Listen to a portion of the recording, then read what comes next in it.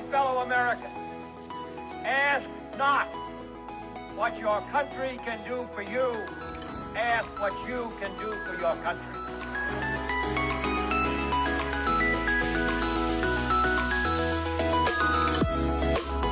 So just as I say we aren't going to let any dogs or water hoses turn us around, we aren't going to let any injunction turn us around. Well, I don't know what will happen now, but it really doesn't matter with me now, because I've been to the mountaintop.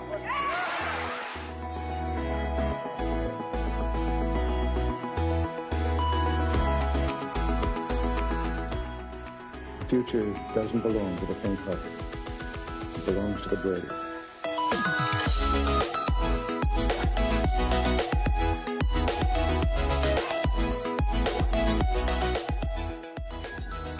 Come here to this gate. Mr. Gorbachev, open this gate.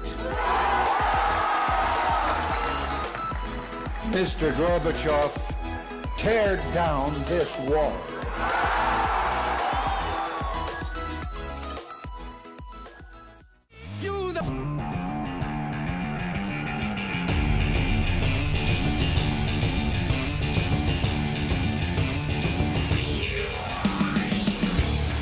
Now, there's one thing you might have noticed I don't complain about. Politicians.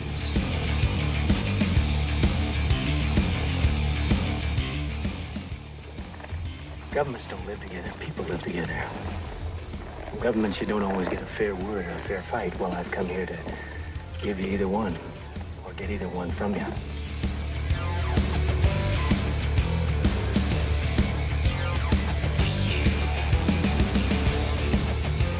Totally taken out of context. Well, not really.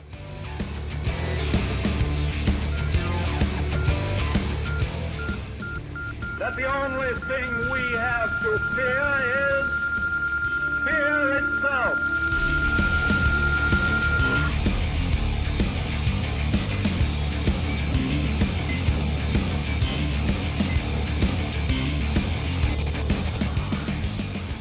In the councils of government, we must guard against the acquisition of unwarranted influence, whether sought or unsought, by the military-industrial complex.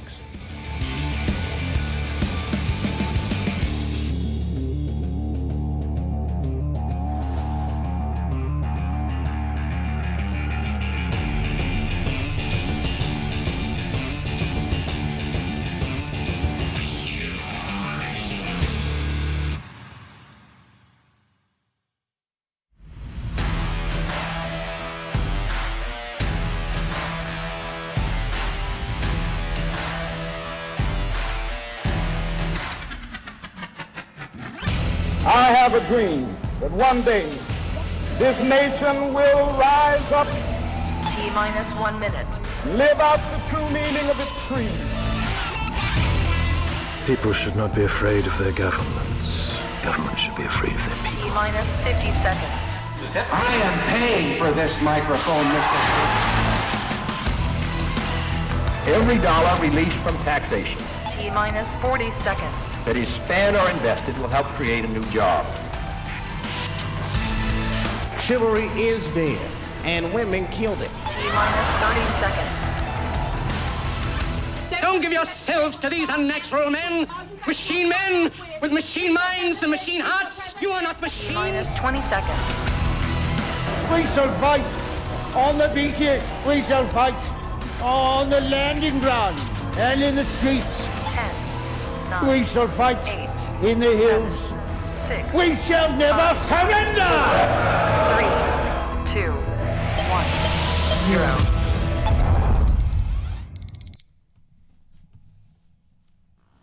All right. Rock on. What's up, guys? Welcome to Problem Solver Politics live stream. I am your host, Cardin Ellis, with Cody the Oracle. Hey, everybody. And, dude, this is going to be awesome. Glad to be with you guys here. I always feel a little bit awkward, Cody, when we start out these live streams. And I haven't quite figured out exactly what the best way of doing it is, because you want to start out with a bang. You know what I'm saying? Your initial desire is just to, boom, come out the gates charging. We're excited to be here. Me and Cody live stream and everything like that. But you can't deny the fact that it takes people a little while to get in the chat. And I don't want to end up being like, some of those people that end up talking about in the third hour of a 3-hour radio show, the exact same thing that they talked about in the first hour. So if you're listening to them throughout the day, you start hearing repeats. Well, I would argue for radio, it's actually a really effective strategy, and it makes sense. Unless you're hardcore. No, I'm just kidding. Yeah, because the average person only listens for 11 minutes at a time. I get it. I guess maybe it makes more sense for like the individual person's like, I know I have a complete story to tell today, but realistically, do 20 minutes of radio 3 times, and guess what? That's 3 hours. That's mostly what happens. Yeah, exactly. Talking about LeBron in the first 20 minutes, we're going to bring on a guy talking about Dodgers, then we're going to talk about goofy stuff. We're going to do it 3 times. Okay. But hey, as a big-time LeBron James fan, I got no problem with that. Yeah. Anyway. Moving on, Card. What are we talking about today, Card? I believe we're talking about your boy from Iowa that has a strange likeness to a chipmunk. Where is he from? Oh, no, not Iowa. Illinois. I'm sorry. Yeah, I apologize. Is he from Illinois? No, Indiana. Gosh, I am botching this. No, he's from Indiana. Home of basketball. Do you know that? Yeah, the Hoosiers are from Indiana, too. Well, yeah, it's the name of the team. But no, that was the first sports movie my dad made me watch. Whoever claimed to invent basketball is Dr. James Naismith. I think Dr. James Naismith actually invented basketball. Yeah. There's a big thing with baseball. Baseball was invented by, I think it's Albert Doubleday. Tell me if this sounds like I didn't make it up. Baseball was invented by Albert Doubleday. In Cooperstown, New York. Anyway, it's probably a lie. It's one of those things where hitting the ball with the stick and moving around is a game people have been doing for a while. And then by the way, before you get into a name to it, but let me know in the chat if I'm wrong. I'm pretty sure it's one of those things that over time we've kind of realized, like, yeah, he didn't like invent baseball. It sounds like a fake name. I think it's Albert Doubleday. I could be getting this wrong, but there's a movie I don't like called A Million Ways to Die in the West by Seth MacFarlane, but there's a really funny scene as a baseball fan where they have, like, I think he's actually playing out that guy, and he's inventing baseball, and he explains how they made a baseball, and the guy keeps losing, so he's like, no, it's 3 strikes instead of 2, and like, just because of the arbitrariness of it, I thought it was, as a baseball fan, in a movie that I thought was overall pretty bad, I thought it was really funny seeing that, because there is some arbitrariness to it that does almost feel like someone just said, but no, this one counts that way. Hey, anyway, back to your point. Can I say one thing before you switch to Pete Buttigieg? Well, you ruined it. But a little anecdotal story as we're letting people jump in here. You ever notice how many Dominicans there are in the not NHL? That's hockey. Well, baseball's really popular in the Caribbean because why? Well, it's inexpensive to play. No, it's not. But also, baseball's not inexpensive to play. Why is baseball popular in the Caribbean? Well, I was asking my question first, and then you can ask yours. Okay. My buddy served in the Dominican Republic, in the Dominican Republic, or the DR as they call it. All right, and he told me when he came back, he said, "I am not at all surprised there's so many Dominicans in pro baseball here," and he says because you have to see how they play it down there. And I said, "What do you mean?" And he came back and he showed me pictures, and he literally went to the fridge and he took 2 bottle caps, okay, and he taped them together. And he says, dude, in the poor districts, they take a broomstick and 2 of these bottle caps that come off like a Fanta bottle or something like that. And he says, you learn how to flip it and to throw it. And he's like, they have this version of wiffle ball that they play out in all of the districts. And it's just street stick ball. And he says, you see these kids. And I mean, if you grow up trying to smack with a broomstick the cap of a Fanta bottle, you know what I'm saying? A big old baseball like this ain't nothing, man. You know what I'm saying? Oh, yeah. And so he was a missionary down there for 2 years, and he brought back a bunch of pictures of how they play like stickball down there, and it was pretty awesome. No, think about it. Trivia question. Okay. Why would baseball be so popular in the Caribbean and Latin America? Why? What's unique about that part of the world other parts of the world don't have? Other parts of the world. I know. I'm sorry. We're kind of just riffing here. I'll spoil it for you. The weather is just good for baseball. Doesn't snow and stuff. Okay, I was about to say. Anyway, we're gonna get to it. So for some reason, I can't tell you why, other than I guess he hasn't been on TV in a few weeks and he's feeling lonely. Pete Buttigieg is set to co-host Jimmy Kimmel Live. Yeah. Carden, first of all, if you could pick any former 2020 Dem to co-host Jimmy Kimmel Live, Why is Pete Buttigieg last? And the best description I've ever heard for Pete Buttigieg in my life, and it's the reason why I think he's the perfect Tonight Show host. Want me to tell you why? Why? Someone described, I don't remember who it is. I wish I was giving credit, but they said, while Donald Trump has like no filter and he'll blurt out anything even if it's bad for him, Pete Buttigieg is only a filter. His only filter. Like yeah. you'll ask him, he'll be like Olive Garden. They'll be like, "Sir, would you like some more breadsticks?" And he has to like check in his head, like, "What's the most politically expedient thing for me to say right now?" Yes, I think there's people watching, and I want to look like a normal person who eats breadsticks. Like, I think for that reason alone, though, because remember, and this I'm gonna not clown, but a lot of these late night stuff people now, the good ones understood what their job was and they did it well. They are shills. And this is your job to go, so you wrote a book. So you got a movie coming out. So your band's on tour. So you're running for Congress. Like, you're literally just there to promote people. The ones that get that, and they know that, like, your job is to make this 27-minute commercial not feel like one. Yeah. They do really good. I don't think Jimmy Kimmel was good at that. And I think Pete Buttigieg would be absolute. How ironic is this first line? Pete Buttigieg is taking his charm to late night TV.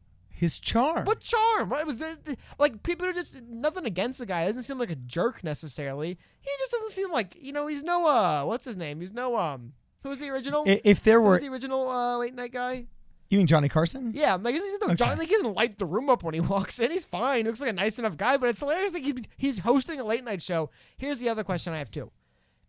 What is the reason? Because things don't happen in a vacuum. Elizabeth Warren was on Saturday Night Live 2 nights ago. It's Monday, so not Saturday night, but Saturday night.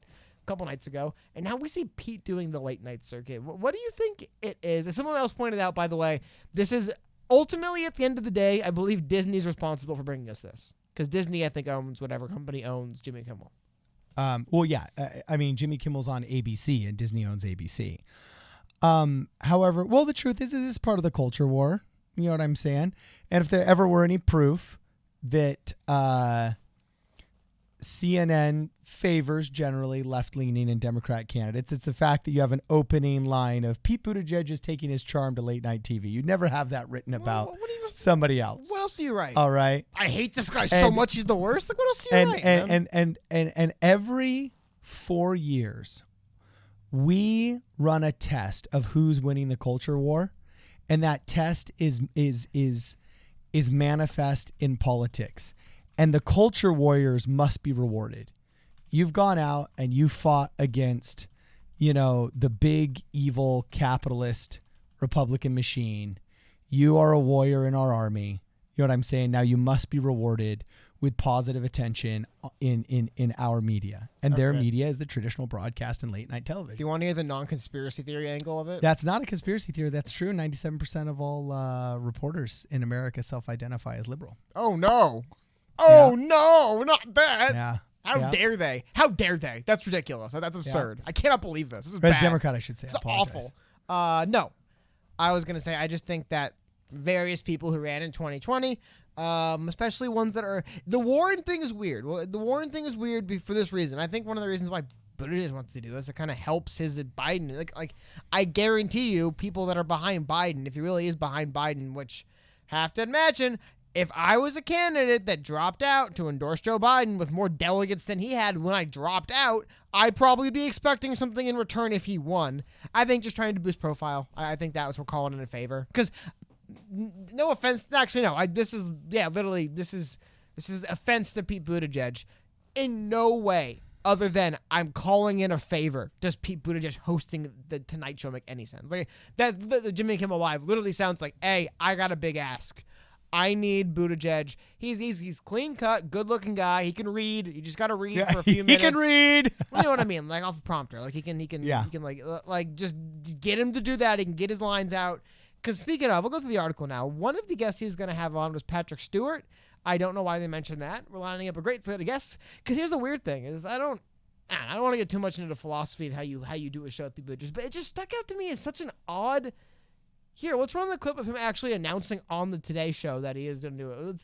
Tell me if when you watch this clip, if you're like, man, I can't wait to watch that guy for a night. Yeah, it does seem odd. Oh, wait. For some reason, I got to click on it again. Now I can tell you. Sanders said that you ran a solid campaign. Actually, let me walk that back. It's a 5-minute video clip, and I'm going to spare you guys. How about this? I got an answer for everybody. I'm not going to make you watch a 5-minute video clip of Pete Buttigieg, so I'm assuming nobody wants to watch him for 22 minutes either. Nah. Let me know in chat if I am wrong about this. But, sorry,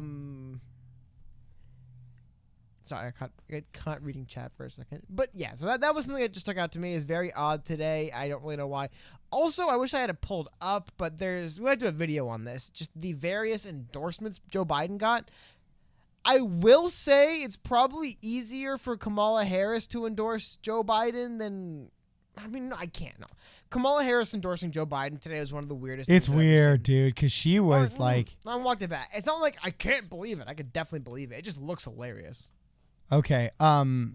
So Joshua Rowland says, looks like Bernie will take the delegate lead tomorrow. We'll see. I mean, I would definitely not say it's at a point where we could say anyone's like going to take the delegate lead tomorrow. It just looks I mean, I don't know. Maybe, let me know let me know the link or something as to like where you're going to date it. Just everything I'm looking at is telling me probably not. I mean, how about the fact that it looks like Bernie's going to come out with like 15, 20 delegates out of California realistically. Yeah. Like him and Biden split it almost. Like, let me know where you're getting that from. I could be wrong. It's not looking good at what I look at. Yeah, and I mean, it has amazed me how precipitously this nomination process has simplified itself. I mean, I can't think of any consolidation in modern politics that happened faster behind one person when it wasn't just a clear giveaway. Like, for example, nobody's running against Trump. So obviously there was no consolidation of Trump's nomination in 2020 because he's the guy. Forget whatever Bill Weld and the Libertarians say. You know what I'm saying? But the week that Joe Biden finally coalesced and everything gelled for him was the fastest cohesive coming together of politicians and endorsements that I've seen in my adult life. I mean, within like 4 days, Joe Biden went from being the thing that everybody mocked and made fun of to literally being the person whose ring they're all kissing now. Well, someone put it in a good way. They said, we went from asking Joe Biden, when are you going to drop out, to him being the front runner. And then we've gone from Bernie Sanders being the front runner to when are you going to drop out in like 10 days. Oh, yeah. It's crazy. 14 days ago, Michael Bloomberg is running for president. Joe Biden. No, 14 days ago, I believe. So last Monday, I think Pete Buttigieg just dropped out. So I think Amy Klobuchar, Elizabeth Warren, and Michael Bloomberg were all still running for president. Yeah. I believe 14 days ago, right? Yep. Am I right or wrong? Hold on. Yes. Yeah. Because two Monday live streams ago. I'm sorry, guys. My dates are way off. 2 weeks ago, I'm trying to remember. It was 2 weeks ago before Super Tuesday. Anyway, before the South Carolina vote, which was not very long ago, I'll phrase it that way, we saw, look at people in the race. Shout out to when Tom Steyer was running up until the South Carolina gambit didn't pay off for him. But you look at everybody who was into, now we're at 2. Well, Tulsi's still running, which is unfortunate. The reason why I said 2 is because I was trying to segue to the debate stage for who's going to be on the debate stage. Also, though, the fact that Tulsi has said multiple times she's not going, like, she wouldn't accept a debate appearance anyway at this point, which, honestly, good for her. She shouldn't. Yeah. Are they really going to bring Tulsi Gabbard on stage and just let her do what she wants? In a way, are they going to let her have a normal performance? Are they going to let her go up there and make her case? No. They'll bring her up there, ask her loaded questions. So, Tulsi Gabbard, you hate gay people and you love Russia. Why is that? And she knows that. She's like, I'm not going to just set me up on stage for 3 hours. No, thank you. They'll set me up for free anywhere else any time of the day. There's no point for me to do that. So, since December, she said I won't be. So, good for her. But you look at going to be on the debate stage tomorrow night, I believe. Yep. Seated because they're both over 70 years old. It's so crazy to me. They have to, I guess, we were going to do a video about this tomorrow. I wanted to do one today. Time kind of got in the way. They unleashed the rules for the new debate. And the rules for the new debate are insane, man. I believe, I'm going to pull them up again to just be sure. I believe they're both seated and they're fielding questions from the audience. Like, that sounds like a town hall. It doesn't sound like a debate. It's like a forum. So here's the latest article, I think, not latest. It goes back 2 days now. So I haven't heard anything breaking in the last couple of days, but going back a couple of days, updated yesterday morning. Bernie Sanders wants to stand up at the next debate, and his campaign is accusing Joe Biden of wanting to sit down. Let me scroll down a little bit so you guys can also read that. After a private call Friday with CNN, which is moderating the March 15th debate with the Democratic National Committee. So the debate that I was talking about being tomorrow is actually in 6 days, so it is not tomorrow. But the interesting thing about this, which is really we'll go through this, they're going to go back and forth about this, is the fact that they're floating around the idea of moving away from podiums and moving towards questions from the audience, which does feel like, I don't want to say trying to protect Joe Biden, but like Joe Biden wins. You know what I mean? It's kind of like in a football game, like, it's raining today. Who does that benefit? It'll benefit somebody. It's kind of, maybe in some world it benefits nobody, but they're completely changing the rules of the debate to be a completely different format. Who benefits? Probably Joe Biden. Which I do admit, isn't it hilarious? Like, it's like they're both old gentlemen that have health problems, health concerns. They're just different concerns. Yeah. With Bernie, it's physical, not mental. And with Biden, it's mental, not physical. Yeah. It's like it's almost like if you can combine them. If you get like minus 30 years off them and combine them into one person, they'd have like an actual candidate. Yeah, you'd have a socialist with dentures. But you'd have a real candidate. You'd have somebody who's not. It's just going to be able to make it up the stairs of the Capitol to go do the State of the Union address, you know? It's crazy when you read, like, 77-year-old Joe Biden. He's the young one because Bernie's 78 years. Like, the fact that Donald Trump's a spring chicken compared to these guys. The fact that we're having a debate about, and again, for his credit, Bernie Sanders has maintained that I definitely don't. By the way, here's the other thing I'll say about the people who are like, Joe Biden can't stand for 3 hours. Like, well, he's done it in the other 9 debates. Like, I don't think it's like he physically, literally can't be done. He may prefer to not, though, and if he prefers to not and his preference to not is what kind of tilts the scales towards what they do, it can't be a very encouraging sign for Bernie Sanders. You know what I mean? When it's like you want one thing and your opponent wants another and the rules committee comes down for your opponent, especially when it's like, I am just advocating for not changing everything. Like, sorry, we got to change everything. That's never a comfortable spot to be in. Especially they mentioned after, I can't wait to hear this. Quickly becoming one of my favorite people. I believe it'd be you. You speak Spanish. Is it Chocotl? Yeah. Even though I guess it's not even Spanish. That's more like what, like specifically kind of like Central American, right? Like, Hinojosa is how you say the last name, but Chocotl. Dude, I don't know because that's actually a Mayan. That's what I mean. name. It's not Spanish. It's actually that's from an indigenous name. I don't want to, or it's Aztec. I don't want to botch that. Either way, she's becoming. I believe it's a woman. Just becoming one of my favorite people. Yeah, spokeswoman. Because she has to go out there and feed these phony BS lines the DNC gives her.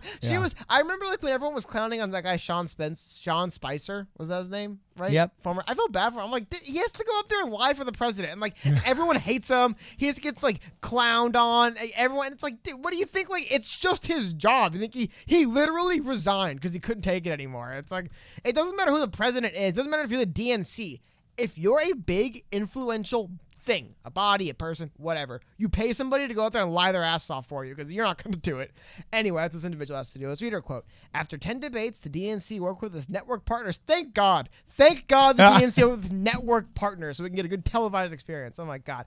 To adapt the March debate to the smaller field of candidates and to give voters more of a voice. This format provides candidates longer response times and for the first time will incorporate questions from undecided voters in the audience. I will say undecided voter is where we got the legendary Ken Bone, who did endorse Mr. Andrew Yang before the Iowa caucuses. But it's just hilarious to me. I love that notion. It's like, okay, we're trying to decide who's going to be the next president. It's like a democratic process. So we sat down with our network partners and we talked about formats that'll work well on television. Like, cool, don't care. Don't know how that helps me or anyone to vote for that anyway.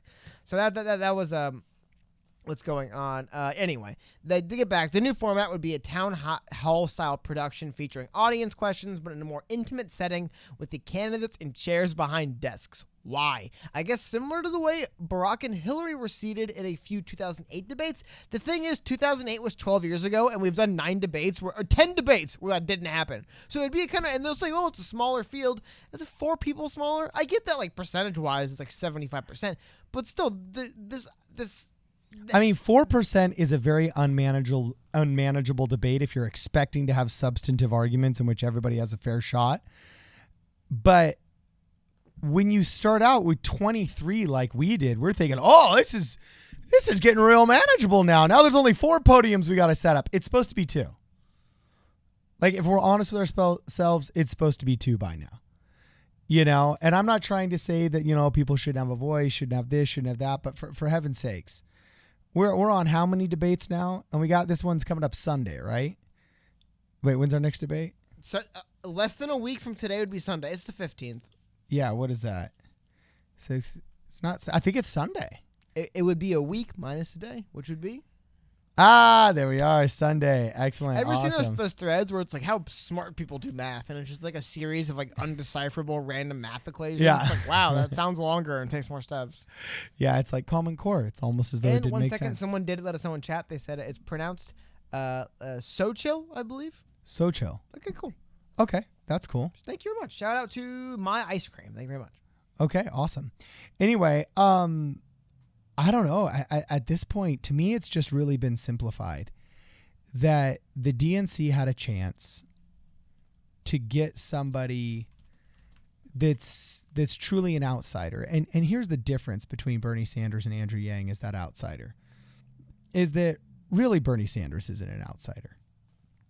From the time he went to college, you know, he never had a job in his real life, and he went straight from college into politics, and he's been there for 40, nearly 50 years. So he's never had to have a job based upon productivity, ideation, innovation, or just plain old work ethic. He's always just been paid for existing, and it's a guaranteed paycheck just for existing, okay? And so whether or not he likes to admit it or claim that he's the longest running independent or whatever, you've been part of that system for nearly 50 years, just like everybody else you fight against. Now, granted, you were raising hell while you were there instead of drinking the Kool-Aid. But, I mean, just like any other congressman. Did you see what Hillary had to say about him? Which time? This is a quote from her documentary. We had seen the quote in print. I think some clips started to circulate. I think Daily Wire published it bigger, but clips started to circulate of her saying it in person. Remember the petty mean girls? Bernie was in Congress for 20 years. Nobody liked him. He couldn't get any support, yada, yada. I mean, I was saying before, but I can't imagine if Bernie does lose to Joe Biden, the spiking of the football from the establishment crony class, they're going to be savaging Bernie Sanders for like weeks. Because they know he's done. Everyone knows and the reason why I say that, just age-wise, like, it's going to be really hard to run at 82. It just is. You know what I mean? Well, yeah. It's like that. At some point, it's fair for age to be a question. North of 80, in my opinion, is fair to say, hold on a minute here, man. Like, if you're elected twice, you'll be 90 years old. Like, that's crazy. Now we're getting up there. Yeah. And my response to that is just, I mean, I don't see at all how you defeat Trump. Now, this is coming from a person who doesn't really care to see him defeated. I think Trump's been the best president of my adult lifetime. I definitely see how he gets defeated now. Is who? Donald Trump? Yeah, the stock market's collapsing. We got all the way until November. His coronavirus response hasn't been very good. What do you mean? No. What's happened is the media's tried to make it not look good. Do you ever notice that in 2008 was when we had MERS, and then SARS was in an election year, and then all of a sudden in 2014 we had Ebola. How about this? Oh, and then 2016 Ebola came back. But none of those. And there's always these pandemic crises. None of those things are anywhere near remotely close to a coronavirus. Like, it's not even like. Well, Ebola was going to kill us all. Remember how Ebola was wall-to-wall Calvary? Here's the thing. So much so that Key and Peele, when he did his anger translator routine with Barack Obama, he literally referenced specifically CNN's wall-to-wall coverage of Ebola that made his presidency look bad, and it was complete and total fabrication for ratings. Here's the thing. But this isn't Ebola. I mean, Ebola never really moved beyond, wow, that's crazy. People have Ebola in like a few countries. That was about the end of the Ebola scare. Italy, literally today, within hours, a few hours ago, Italy announced a nationwide quarantine. Yeah, no, I get it. And they canceled Milan. No, they didn't cancel football games. They said, if you're not going to work, you're not allowed to leave your house in the country of Italy. Look, I'll tell you this right now. In the country of Italy. It's not, you know what? I'm with Elon Musk on this self-quarantine. It's not, hey, you know what? In this country, maybe we're going to, like, for example, Israel imposed a 14-day quarantine for travelers coming in. No, as somebody who is, ethnically Italian, and I've love for Italy. I will say, go through the history books. Italy is almost never really renowned for its nationwide governance. Italy's barely a country. I always say it's like there's a bunch. Not governed by the government. It's governed by the mafia. A bunch of separate power things that, after a long period of time, said, I guess we'll kind of consolidate. But like there was like a few big cities and everything. Anyway, that being said, I'm not saying that because Italy's overreacting, perhaps the world's ending. I'm just saying, dude, it's comparing Ebola, which barely impacted anything, to coronavirus, which for better or for worse has had impact. It's just kind of like for better or for worse. I've had 4 friends now with coronavirus. Okay, but you said the media's made things. Remember that? How many of your friends had Ebola, dude? How many of your friends had SARS? How many of your friends have MERS? How many of your friends have bird flu? How many of your friends had swine flu? Speaking of MERS, I'm saying, dude, Speaking of MERS, let me just point some things out here. Okay, I'm with Elon Musk on this one. Why are you buying water bottles when our water supply isn't what's threatened, and why are you buying toilet paper when our toilet paper is not threatened? Okay, but that's different. Well, just let me finish. I let you say your piece. If they shut the water off, you're not going to be very happy about those things. We have a virus, the coronavirus, okay, that at this point is showing to be very much like the flu with even lesser mortality rates. And we got 70,000 people a year in a bad year dying of the flu, 35,000 in a good year. And nobody's batting an eye. It's just like people are so worried about shark attacks and the 1 in 3 trillion chance that you'll have of getting a shark attack, but they don't think twice about crossing the street when statistically crossing the street will put you in a body bag and at the coroner's office, 300 times with 300 times more likelihood than the shark attack. Yet we're all worried about the shark attack. And it's all just confirmation bias that the media is absolutely capitalizing on. And it has a strange tendency to show up in election years. I just pulled up my little list here. SARS in 2004. Interesting. Okay. But hold on. Bird flu, 2008. None of those realistically had any serious impact in America. Okay, well, they didn't. Swine flu. Actually, one of my friends, a writer at CBS, had swine flu. None of those had impact in America. They didn't. Okay, well, my friend had swine flu. Tell me, you're going in roughly 4-year increments, correctly? No, not 4. They're sometimes in 2. Okay. I just noticed they're always election years. Did you hit 2004, 2008, 2012, 2016? You hit those years on there? Yeah, 2016 was Zika. Which one of those Olympics did they cancel? I'll give you a hint. None of them. They might cancel Tokyo. Just stop it. Because stop they're it freaking out. All I'm saying just is because 1 year they're rational and then 1 year they're irrational doesn't mean that the argument is better. These are the same people that, like you said, you're accusing these people of making things up to make panic. If they really wanted to spread panic, wouldn't they be trying to petition to close down the... No, it is different. I'm not saying the world's ending. I'm just trying to say it's literally... not a thing is not the answer. No, I don't think this is the end either. That's kind of ridiculous. I'm just saying, dude. No, I'm saying we need consistency here. But it's legitimately okay, it legitimately is. Like just saying it has no impact and it doesn't matter and it's irrelevant. If we're gonna think making it up, that's not true. Okay, if we're gonna say out of an overabundance of precaution, fearful that this thing is the Walking Dead virus 2.0.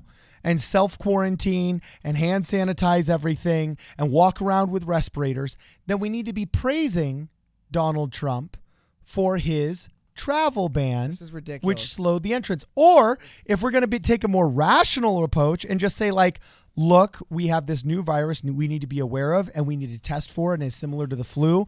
We need to develop new protocols and do this calmly as a society while augmenting our awareness while not shutting things down.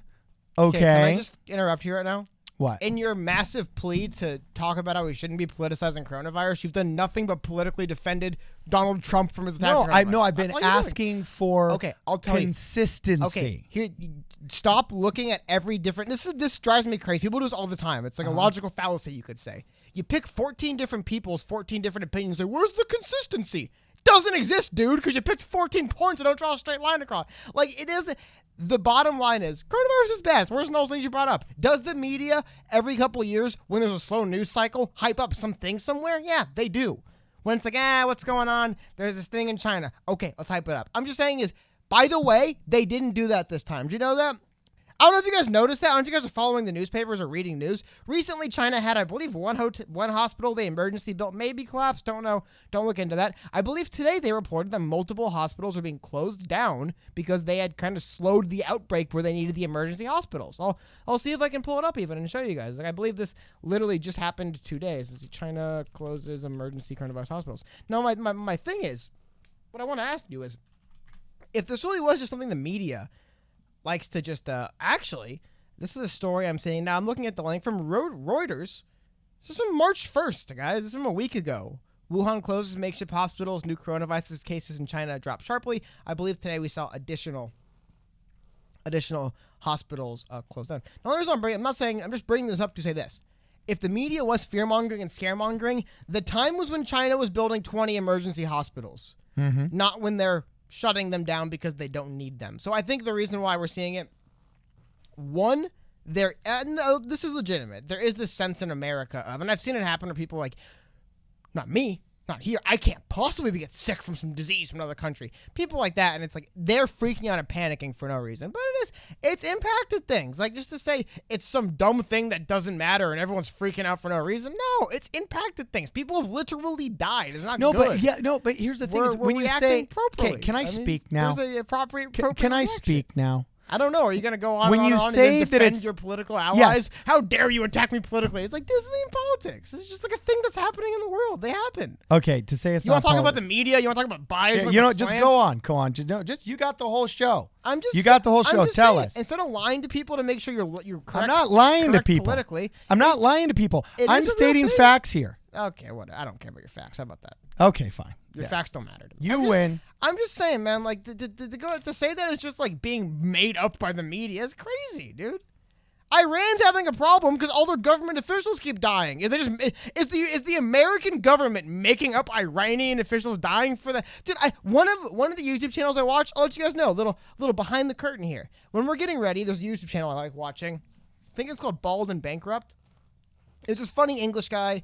I think he's just, I don't know why, but he loves to tour former Soviet states, especially like railway stations, stuff like that. So they'll take the rails all around the former Soviet empires, Georgia, Azerbaijan, countries like this.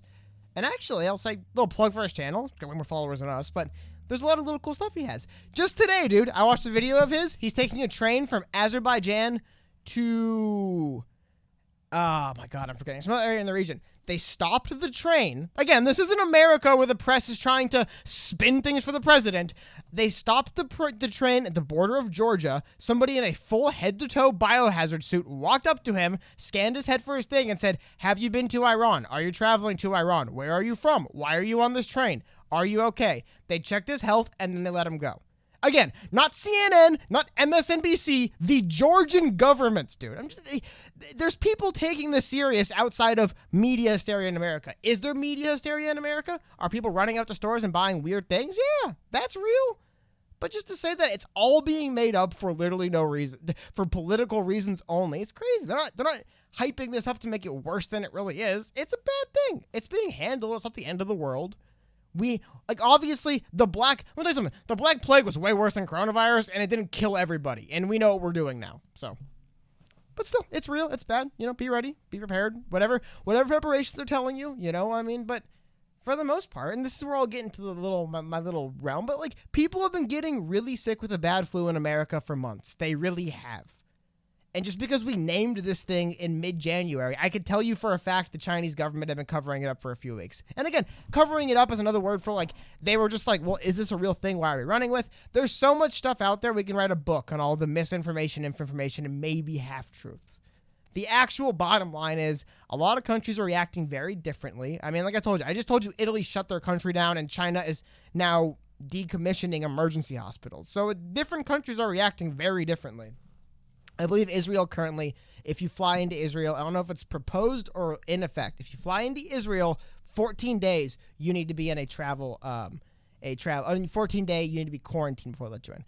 Here's a JE, $5 super chat. Thank you very much, man. The problem with COVID-19 issue in our hyper-partisan social political climate is the left is overreacting and the right is... I think the larger thing you've made up is... The larger thing you touched on, excuse me. The problem is this isn't a political argument, people. Tell me, what's the American political argument for what Italy's response is, Israel's response is, Iran's response is, China's response is? I believe Mongolia, I don't know how many people know this, Mongolia closed their border with China like January 17th. It's now March 9th. I mean, like, the fact that Americans, I think it's the narcissism of Americans, where it's like, now it's an American political debate. Well, the rest of the world obviously had political debates internally as well, don't get me wrong. But this is a global issue. Like, what does it matter what the Democrats and the Republicans in America think about a global issue, man? It just cracks me up. Oh no, what does Mitch McConnell or Nancy Pelosi think? Like, dude, who cares? Like, this has nothing to do with the American political parties. This is an issue.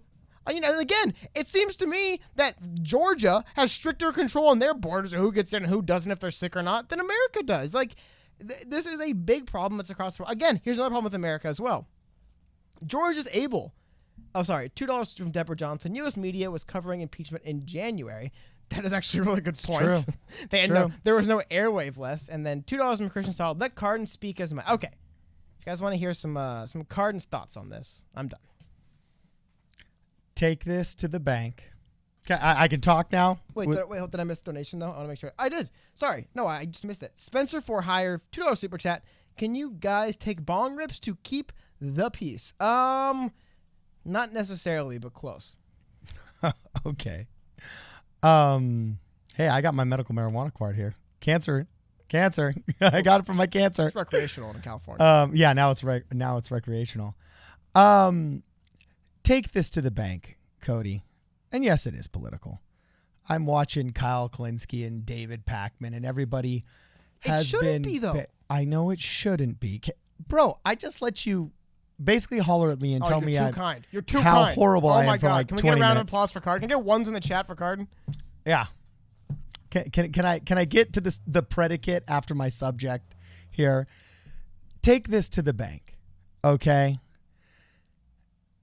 The media that is desperate for ratings is looking to cover something, and they don't have anything that makes somebody hyped to watch the news right now.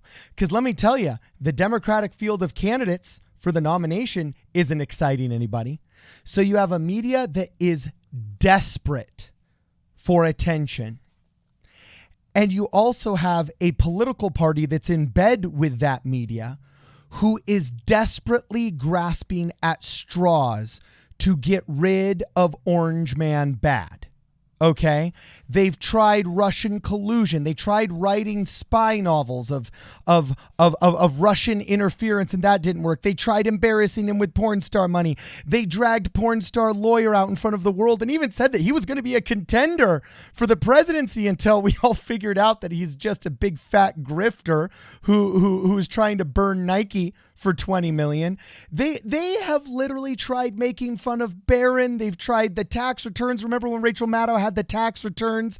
That they have tried everything in the hat until they finally realized, as long as this economy is good, just like James Carville said in that infamous 1993 election, it's the economy, stupid. Okay? That people make economic decisions first. And they don't care what Donald Trump did with a porn star. They don't care about your misinformation about Russiagate. They don't care about any of that stuff. They think economy first because they want to see their grandkids. They want to feed their children. They want to send their kids to college. So as long as this Trump bump economy is so good, then we can't get rid of them.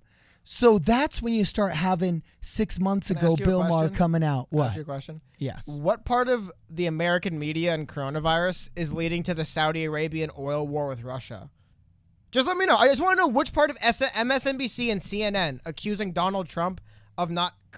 Well, because the Russians. What part of that's I'll answer leading that to question. the Saudi and Russian oil war that's currently helping tank the market as well as corona? What is that? Okay, no.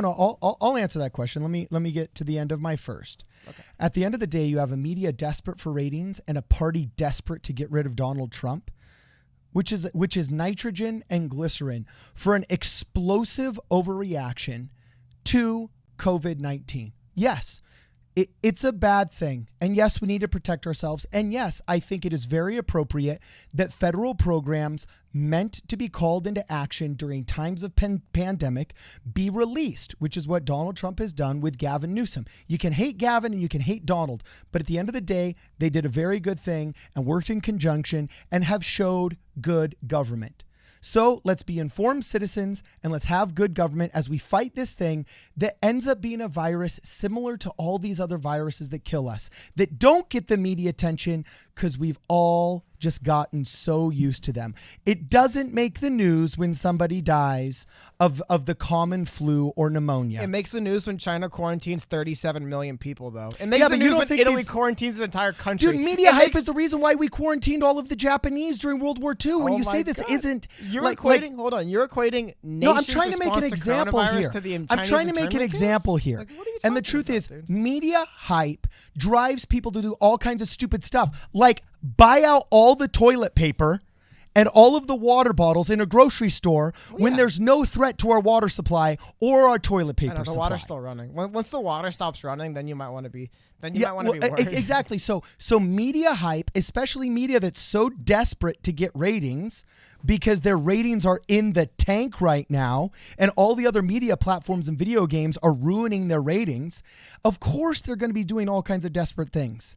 Again, So just take this to the bank. 6 months from now, Cody, I'm going to put a thing in my calendar. 6 months from now, this won't be a deal. Back to that question you ducked. Can you enlighten me about what part of the American media and coronavirus has to deal with the Saudis and the Russians having a bad meeting on Friday? Because that's also impacting the market, which you said is the media bolstering up to impact Trump. Yes. Now, from my world that doesn't revolve around Trump, to me, it seems like he plays that's a very an small offensive, part crappy in thing things. to say.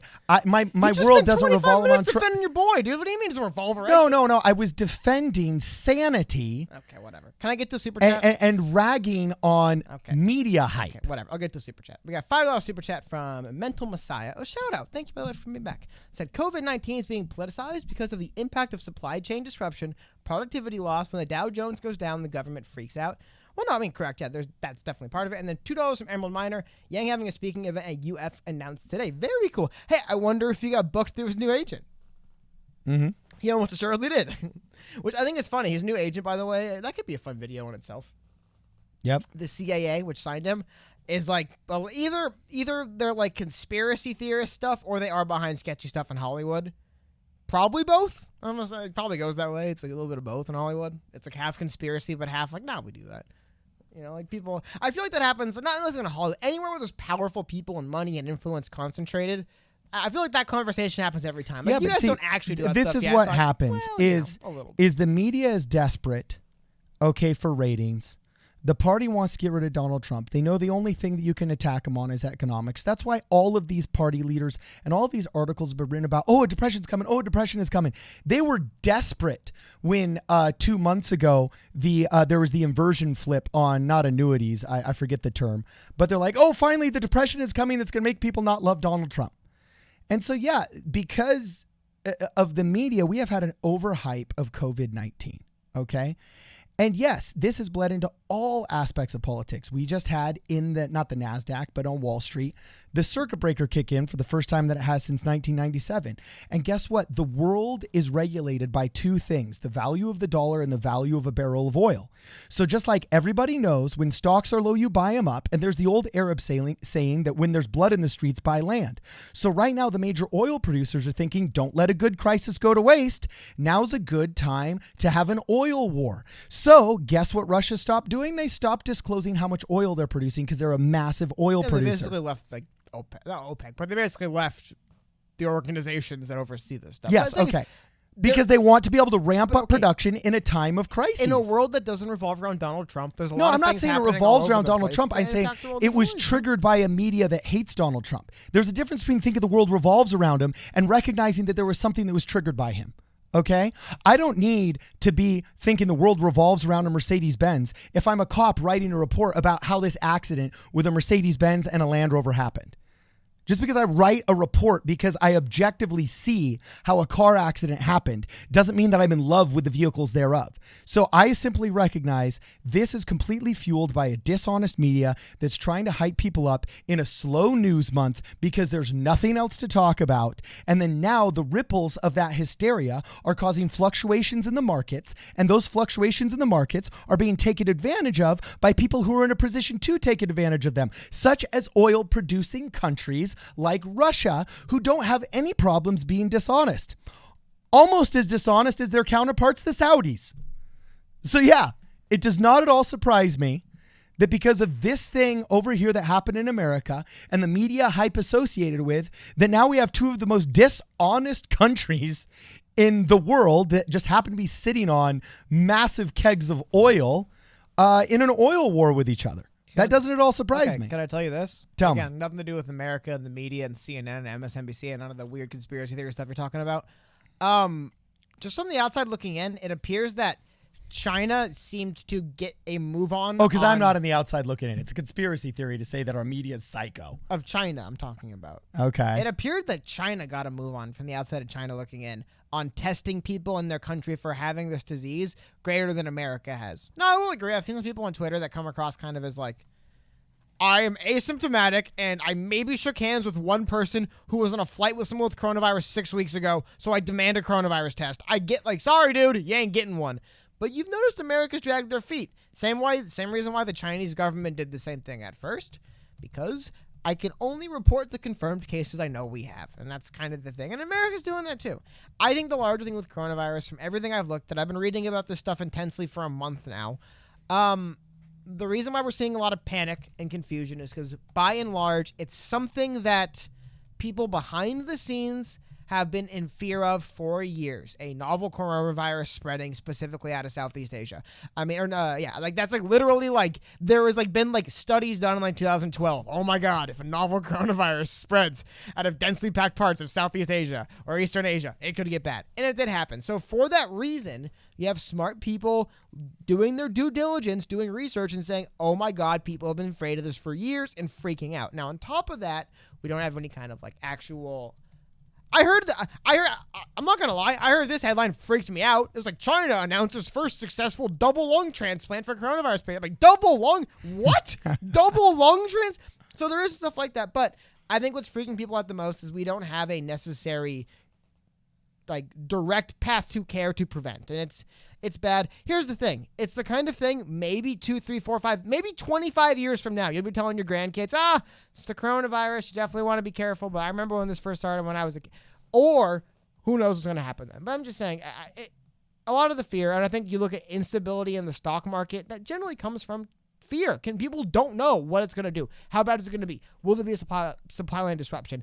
It appears for the most part, China didn't experience major supply line disruption, and China was quarantining entire cities. Like the size of London and Chicago. You can't leave and you can't get in. So with that being said, like again, I don't want to not to rag on people, but I always hey, you got no problem with that today. But I think it's a joke. If you want to put your dumbass opinions out there, you got to argue with my dumbass opinions. Sorry, that's how it works. When two people got dumbass opinions, they got to argue them out. But it's a little bit crude, but I think it's funny. It's like, wouldn't it be smarter to buy like bidets and water filters than bottled water and like toilet paper? Because guess what, dude? Once the water stops running, you're screwed either way. Like, you might as well leverage the running water while you can. But again, there's no signs that America's planning for mass quarantines as far as I know. A lot of who knows. But again, it's all confusion. Nobody knows what's going on, so everyone's freaking out. Anyway. So look, my final statement on this. One super chat first? Okay. $2 super chat from Spencer for Hire. No utility repairs occur when no one is working. I agree, but I also know I think the government's smart enough to know if you want to avoid widespread panic, make sure internet, power, water are running. Like, hey, keep the people taking warm showers and watching Netflix, and they will not be rioting in the streets. Even if there is food shortages, if they can watch Netflix and take warm showers, we'll be okay. And I think they know that. Here's the ultimate proof. The ultimate proof that this is all BS is that I'm buying stocks right now. For the first time in my life, I'm actually opening accounts with some of my friends that work for a couple of major banks that'll remain nameless. And I'm purchasing as many stocks as I can afford right now during this depression because I know it's completely media fueled and it's garbage. And I wrote this here in the chat, and you guys can take this to the bank. I literally said, take this to the bank. 6 months from now, the COVID-19 virus will have worn out its media welcome. We'll realize it's not the apocalypse we thought it was going to be, and the economy will be recovered and growing again. And we all will say Cardin was right. Today is March 9th, 2020. So April, May, June, July, August, September. On September 9th, 2020, we can all look back and this will have worn out its media welcome. The apocalypse will not have started, and we will feel like fools for having listened to the same talking heads that said Zika was going to kill us all, Ebola was going to kill us all, SARS was going to kill us all, swine flu and bird flu, and all of these were going to kill us all.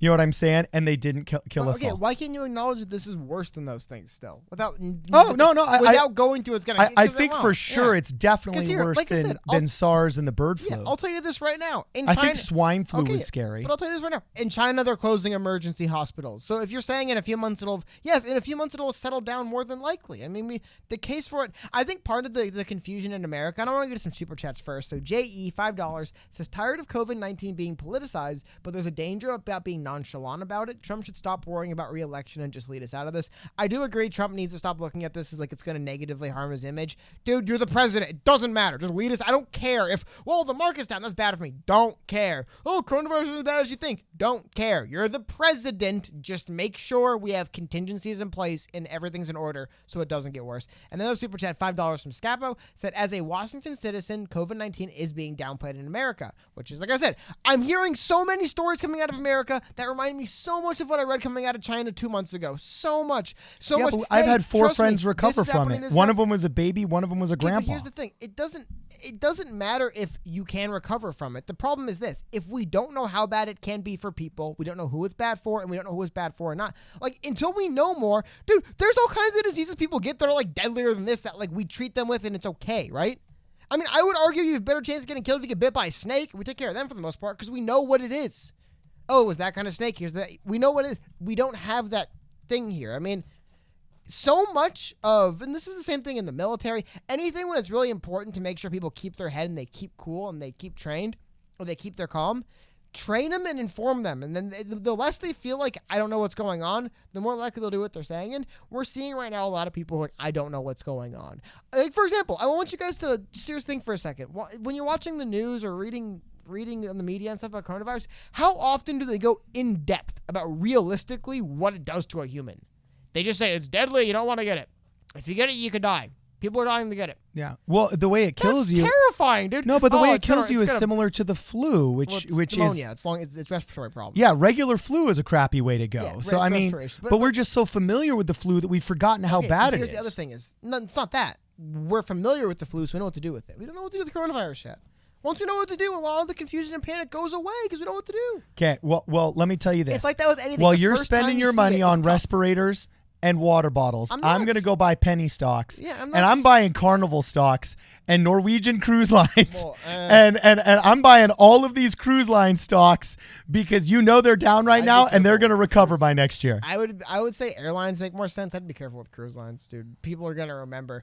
People are going... I've seen in the past, there's been times when cruise ships have been temporarily...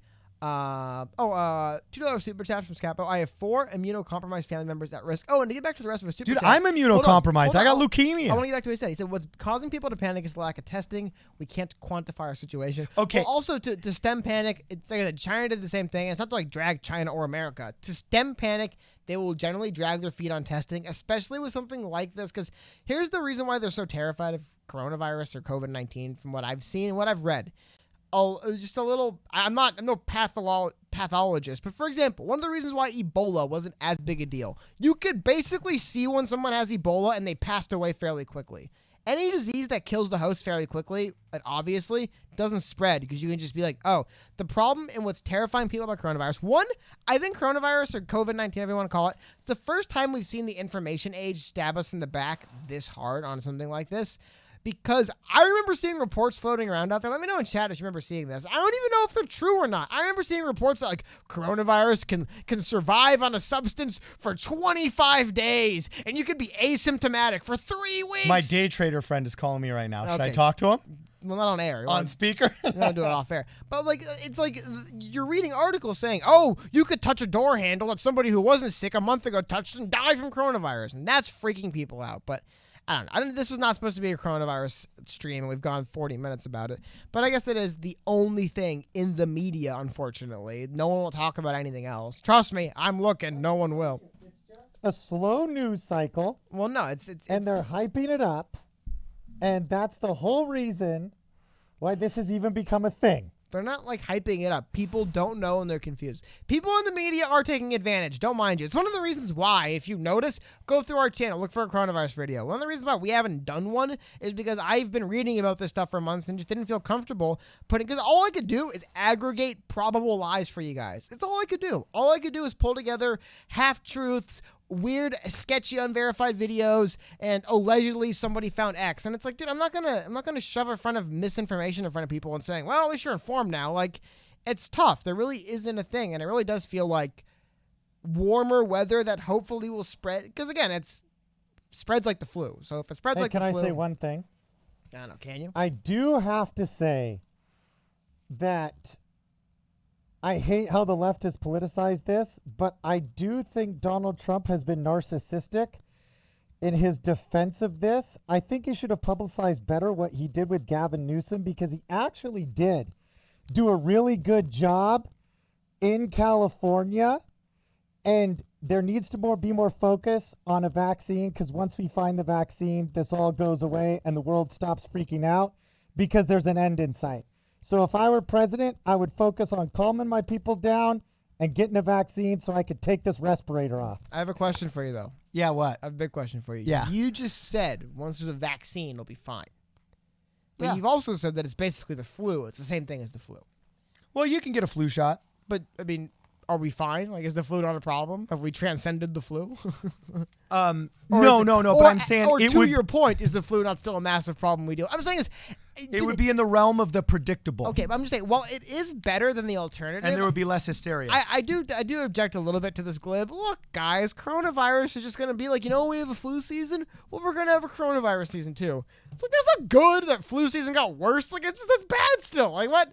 Hey, flu season will forever be worse than it was before. Oh, that's awful. That's ultimately a bad thing. It's not like, good. I'm very glad that happened. I'm glad. Hey, you heckin' idiots.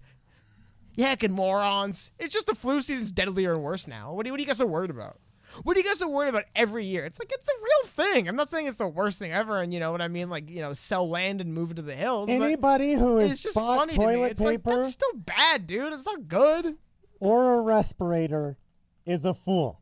My respirator, I definitely, I know it's kind of a little bit TMI, but seriously, look into getting a clip-on bidet if you're that concerned. I swear to God. They're cheaper, and as long as the water's running, you'll be fine. Don't worry about it. They use them in like every country, but mostly in America. Dude, bidets are the bomb. Americans have this really narcissistic like idea that it's like, oh, like America does everything perfect. So like when they go to other countries, bidets are amazing. I don't want to get too TMI, but like not every country has the same commode design that America does.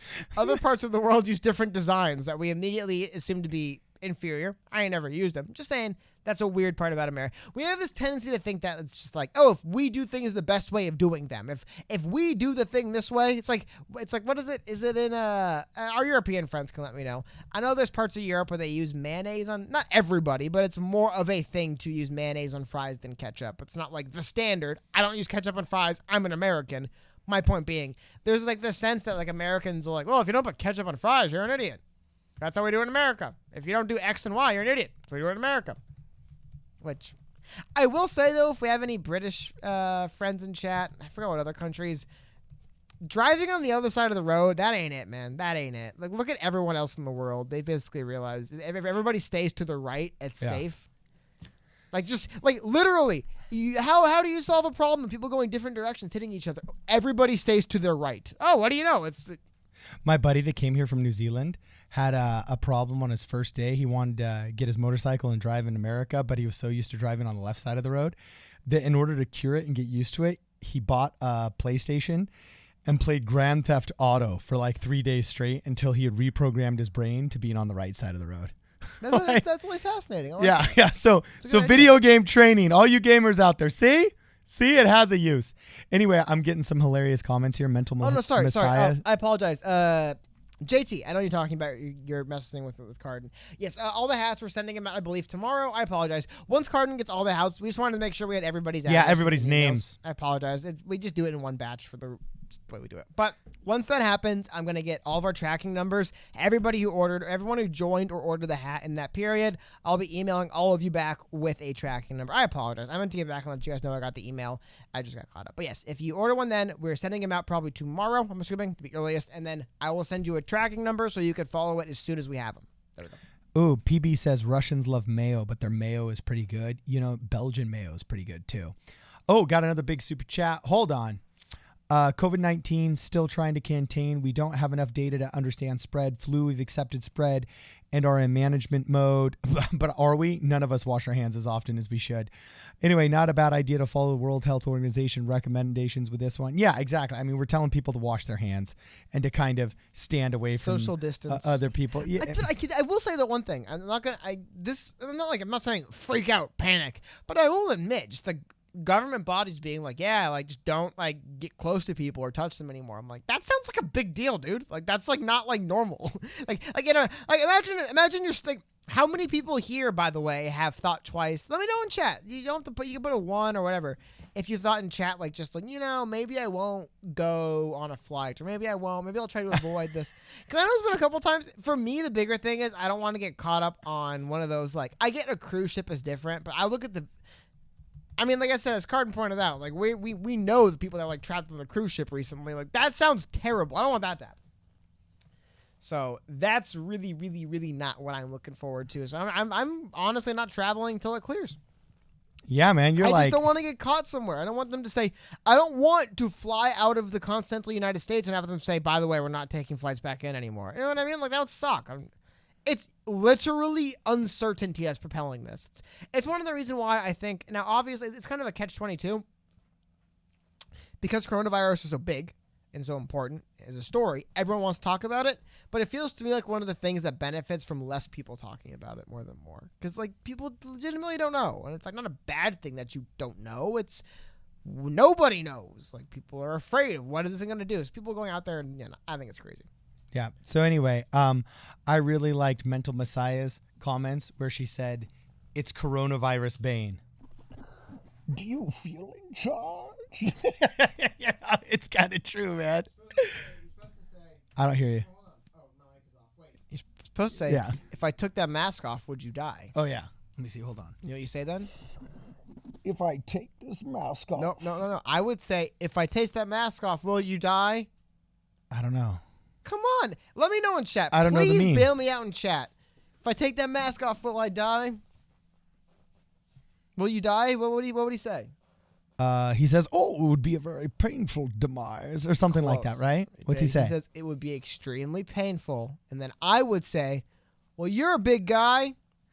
And then I don't know. I don't remember the scene well enough, dog. We can try it out though. How do you not know the Bane airport scene? It would be extremely painful. What? Probably wondering why you'd shoot a man before throwing him out of a plane.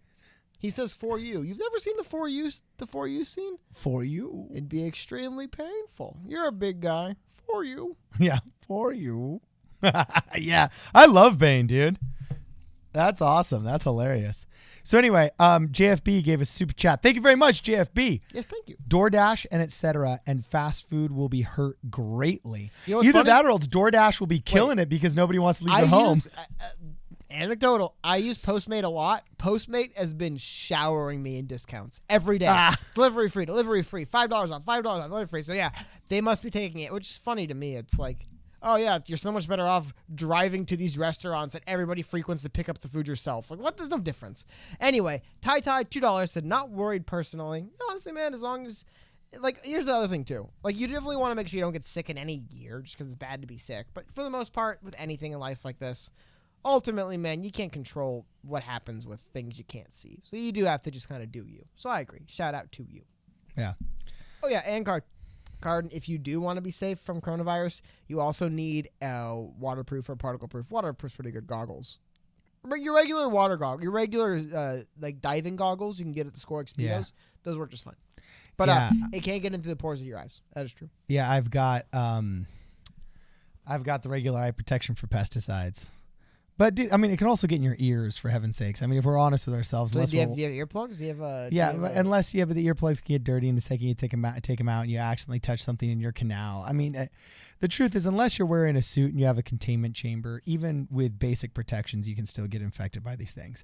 So, Dead Fox 3 says not traveling and skipping social events will severely hurt the economy. Lots of jobs depend on tourism. Yeah, personally, I think. This is a desperate attempt where politicians could step in and usually be a calming force. They're not, because they're hoping to deal as much damage to their counterparts as possible.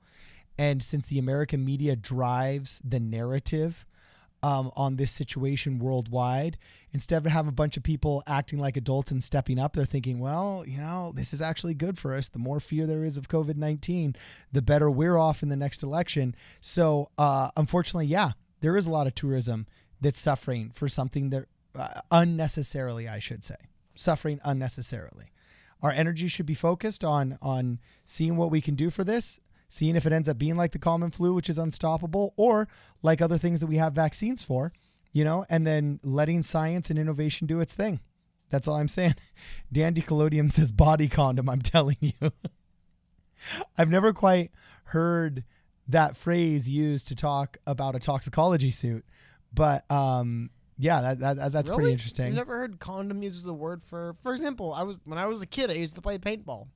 That thing is called barrel condoms that were there kind of like a secondary backup safety. No, I played paintball too, and I guess I didn't. Yeah, they were. You mean the thing that goes over the edge with the two little, and it keeps it so you don't actually shoot something? Oh, interesting. That I never heard it There's called people that. who use barrel plugs. I think I used the barrel plug. Yeah, barrel plugs came out towards the end, but also I'm barrel significant. condoms, what I heard them called. I'm probably 7 or 8 years older than you. I remember in paintball when we were still using the drop with the 5. Like paintball was so much more rudimentary and none of the protective measures were really there. You know what I'm saying? You probably enjoyed a much safer paintball experience than I did. It's just your eyeballs. That's it. No, I have a friend that literally lost his left retina because of a paintballing accident. You wouldn't wear glasses? No, he was paintballing at night on a golf course and he'd taken him off and he was running through and he didn't think there was somebody there and they shot him right in the face and it damaged his, it looks like he's got a lazy eye. Don't feel bad for your friend at all. Anyway. Yeah. Just saying, he had eye protection and chose to not wear it. Hey, you know what's funny? Things happen when you don't wear eye protection, like you get shot in the eye. Dude, when I was getting into paintball, we still use slingshots, bro. Well, then that's not like paintball. You know what I'm saying? If you didn't have a paintball gun, you could come in, you could play paintball with slingshots. When I was kids, we threw rocks at each other. I'm not saying it's the genesis of anything. It was just something we did as kids. Okay? Nabber says we called that a barrel sock. Yeah, Okay, I heard the term barrel sock too. And the only reason why I brought barrel condom, that's how I saw it advertised in various magazines. So. Philly Yang Girl says, I remember when there was no paintball. I'm sorry. Yeah. Paintball's fun. Do you know why they call paintball guns markers, huh? Why? You know why they call them markers? Maybe not today, at least when I was a kid. Oh, yeah, that's They would true. refer to them as markers. That was the name of the basically rifle build as a marker. You know what that is? Why? Probably because a bunch of SJ dubs got angry. Yeah, that's why. No. Because when they were originally invented, so I don't know if I'll say specifically farmers, but they had these really simple, they looked almost like pistols. And the idea was for people to mark territory. Instead of walking up to a tree and physically painting it, you could just kind of stand 30 yards away and okay, where the trees are painted orange, that's when my property ends. And that's what they were called. So they were called markers because realistically, they were just for painting things from a distance. So they were for marking something up from 30 yards away instead of physically walking over. Hey, Vlad Kruk. If you don't need to actually, have the lines straight, you just need to have, you see that orange wall? That means I own this. You would just mark it up from distance. That's where the term marker came from. Okay, so Vlad Kruk brings up a good point. Says Bernie versus Biden paintball match. I got to tell you, remember how I said I missed the days of Mortal Kombat? Both die. Yeah, where you just sent your champion. What if we did something interesting, though, and we had a televised match of both their campaigns, their top 9 campaign advisors versus Sanders' top 9 campaign advisors, and they did some 9-on-9 speedball? I would totally watch that. Room for ringers. I don't like it. Room for ringers? Yeah, isn't there literally a TV episode like in Andrew Jackson, just like they have to do like 1, 2, 3, step draw. You know? Yeah. Hey, funny. This is a little funny, and we'll wrap up soon here because we're obviously going off the rails. But a little funny life lesson. You're talking about Andrew Jackson. Andrew Jackson, of course, is probably not going to win any Nobel Peace Prizes, but a little funny life lessons from Andrew Jackson. Hit it. He agreed to a pistol duel. And again, this is an anecdote about a president from 100 years ago. It's probably mostly conjecture to be a good story. But he was in a pistol duel with the gentleman. He knew for a fact he was not as fast on the draw as the gentleman. So he's like, if I try to draw with this guy, he'll just kill me. So he said, what I'm going to do is I'm going to wait. I'm going to let that guy shoot first, hope he doesn't kill me, take my time and shoot second. And the gentleman shot, according to legend, missed Mr. Jackson's heart by just an inch. It would have surely killed him otherwise. And then Andrew Jackson raised his pistol and killed the man right there on the spot. So, a little lesson for you guys. Sometimes, if you know you're not faster, it's better just to be a better shot. So there we go. Dude, hardcore, man. Hardcore. Andrew Jackson with BA, man. Hey, before we quit, though, can we talk a little bit about Michigan tomorrow? I want to grab this Scapo $5 super chat. Okay. I think I've read your name 5 different ways to cover all my bases. Please let me know if I got it wrong. I apologize. And he said, read the data card, listen to experts, should be Yang Gang 101, exactly. You're talking non-data back BS. Dr. John Campbell, good starting point. BS. What do you mean non-data back suppositions? I know for a fact I've read more about coronavirus than you have. No, you've read more about coronavirus than everybody, including every single security cam footage of somebody falling over. Why don't you listen to me? Because you think I'm lying? I'm making this stuff up. I'm telling you, man. No, I told you I went through. I'm already went through my my stages of grief over coronavirus. No, you're freaked out, man. I already went. No, I'm past acceptance now. Now I'm just like, look, man, it is what it is, dude. I was freaking out about. Well, that's exactly what I'm saying. I was freaking out about coronavirus when they shut down Wuhan in like January 20th, like January 16th. That's what I love it when leftists now I'm so far past claim the scientific high ground, and this is the party that doesn't believe in sonograms. God.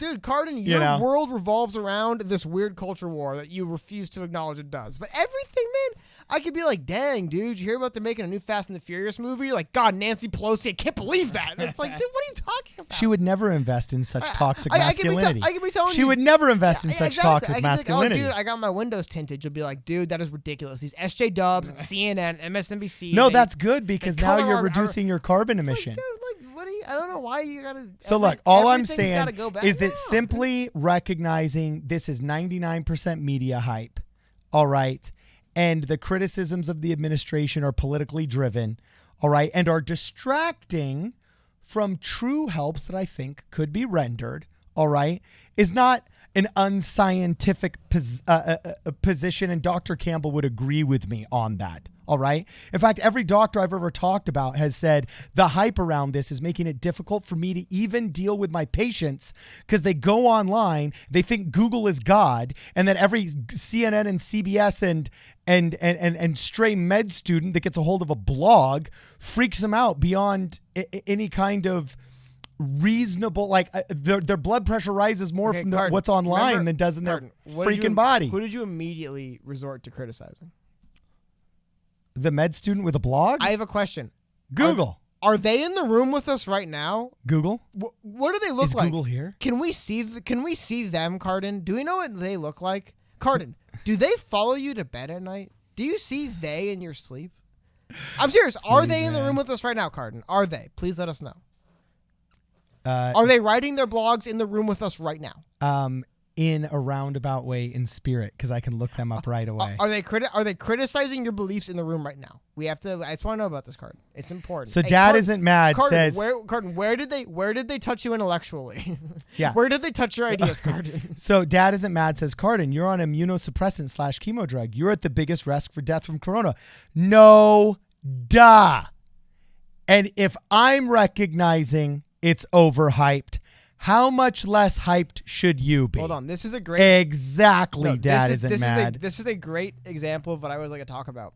Just because Cardin is doesn't mean he's like any like authority on like what you should be doing if you're immunocompromised. It's like I always say, like, just because I... Wait, are you saying that my lived experience doesn't qualify me? What? Yeah, that's actually word for word what I'm saying. I don't care what you do, don't dude. let the SJWs hear Hey, that. if you're worried about coronavirus, don't freak out and move to the moon. But it's not like it isn't a hoax either. It's somewhere in between. I hate to say I can't tell you where it falls in between, but it's definitely in between a nothing burger that doesn't matter and the death of humanity. It's probably in the middle there. Can't tell you where exactly. Probably closer away from the end of humanity than So Mike M says, show us the data for your positions, Cardin.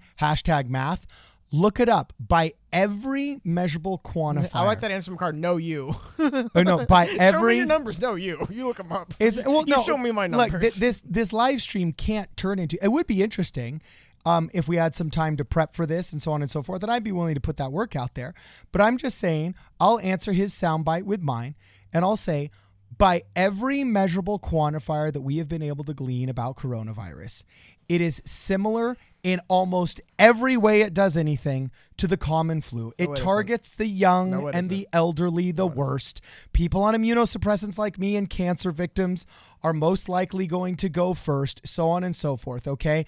But just because the flu can do that, I don't cripple my life, shut down my business, lock myself in the house, and then put 3 air filters on my roof and a tin hat on my head. Again, there's the difference between the hoax made up. So who's the flat earther and freak that's shutting down their life versus just taking the basic precautions that are considered reasonable and then understanding you can't stop everything and then letting the experts do their thing?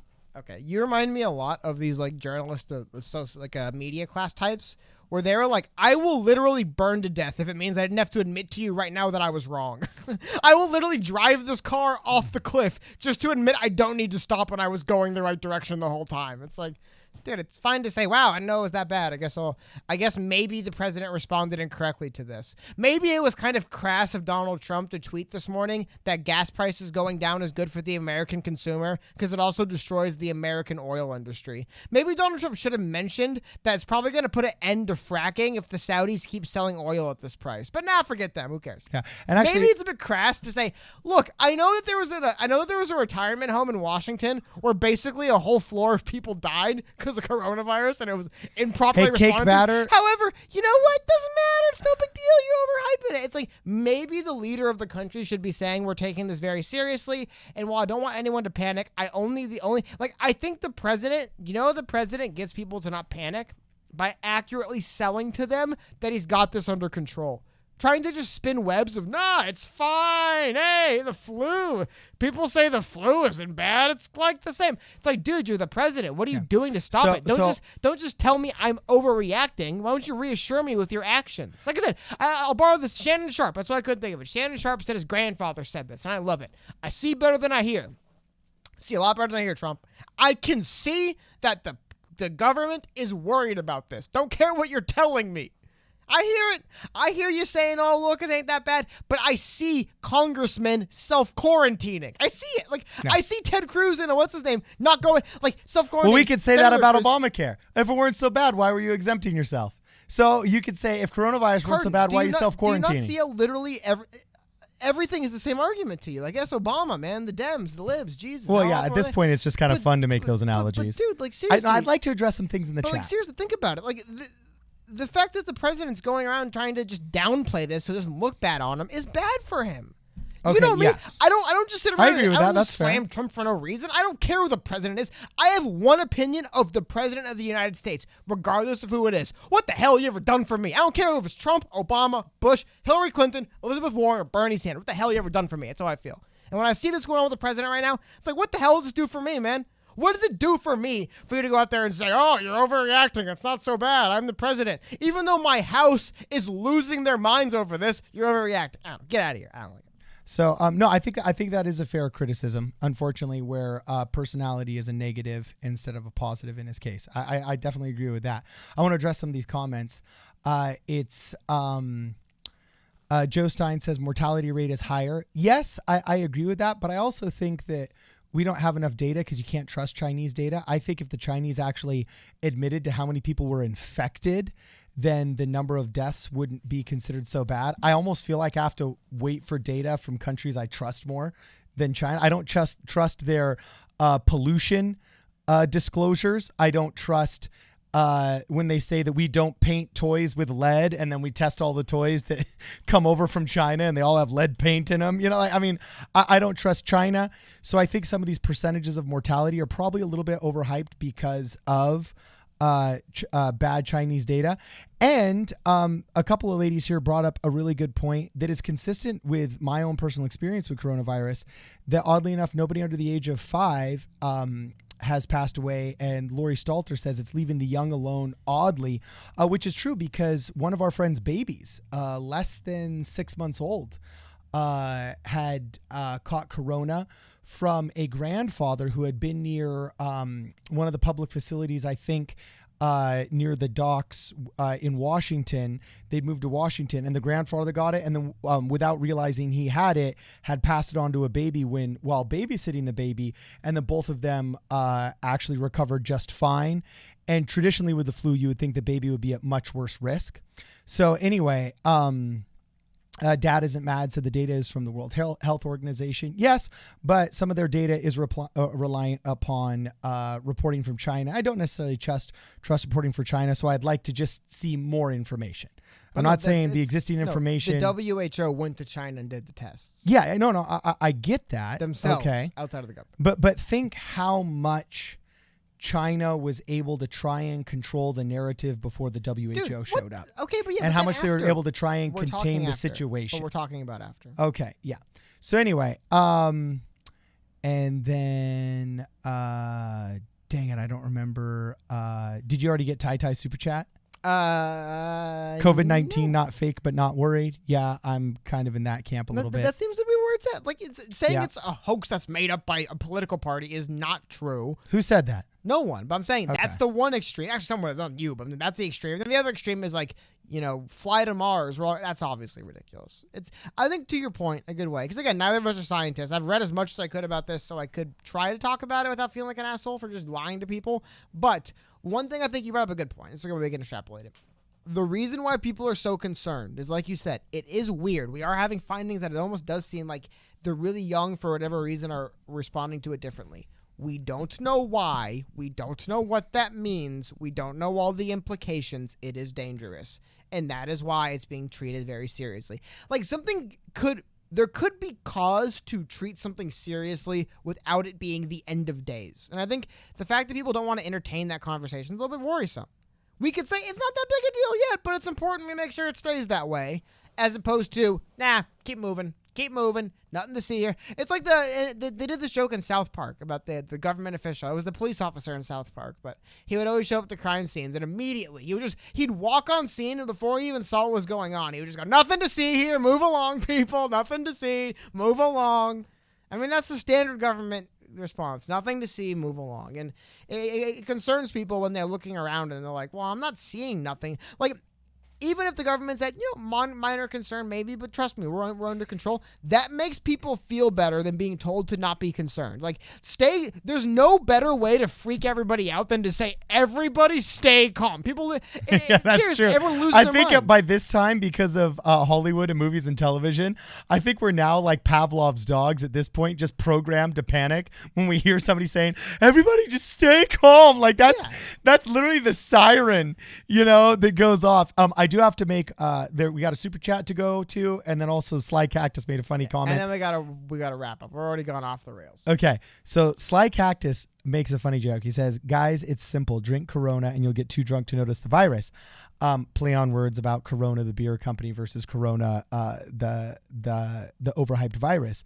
The cook on the Titanic, knew the Titanic was going down and knew exactly where the booze stash was. And the cook on the Titanic, when it was going down, basically said, you know what? If I'm going to die, I'm not dying sober. All right. And so he got so completely sloshed that actually a lot of people think that it relieved enough anxiety that he was able to survive in the cold water a little bit longer than most other people. You know what I'm saying? So they actually were able to save the cook, who was completely smashed. You know what I'm saying?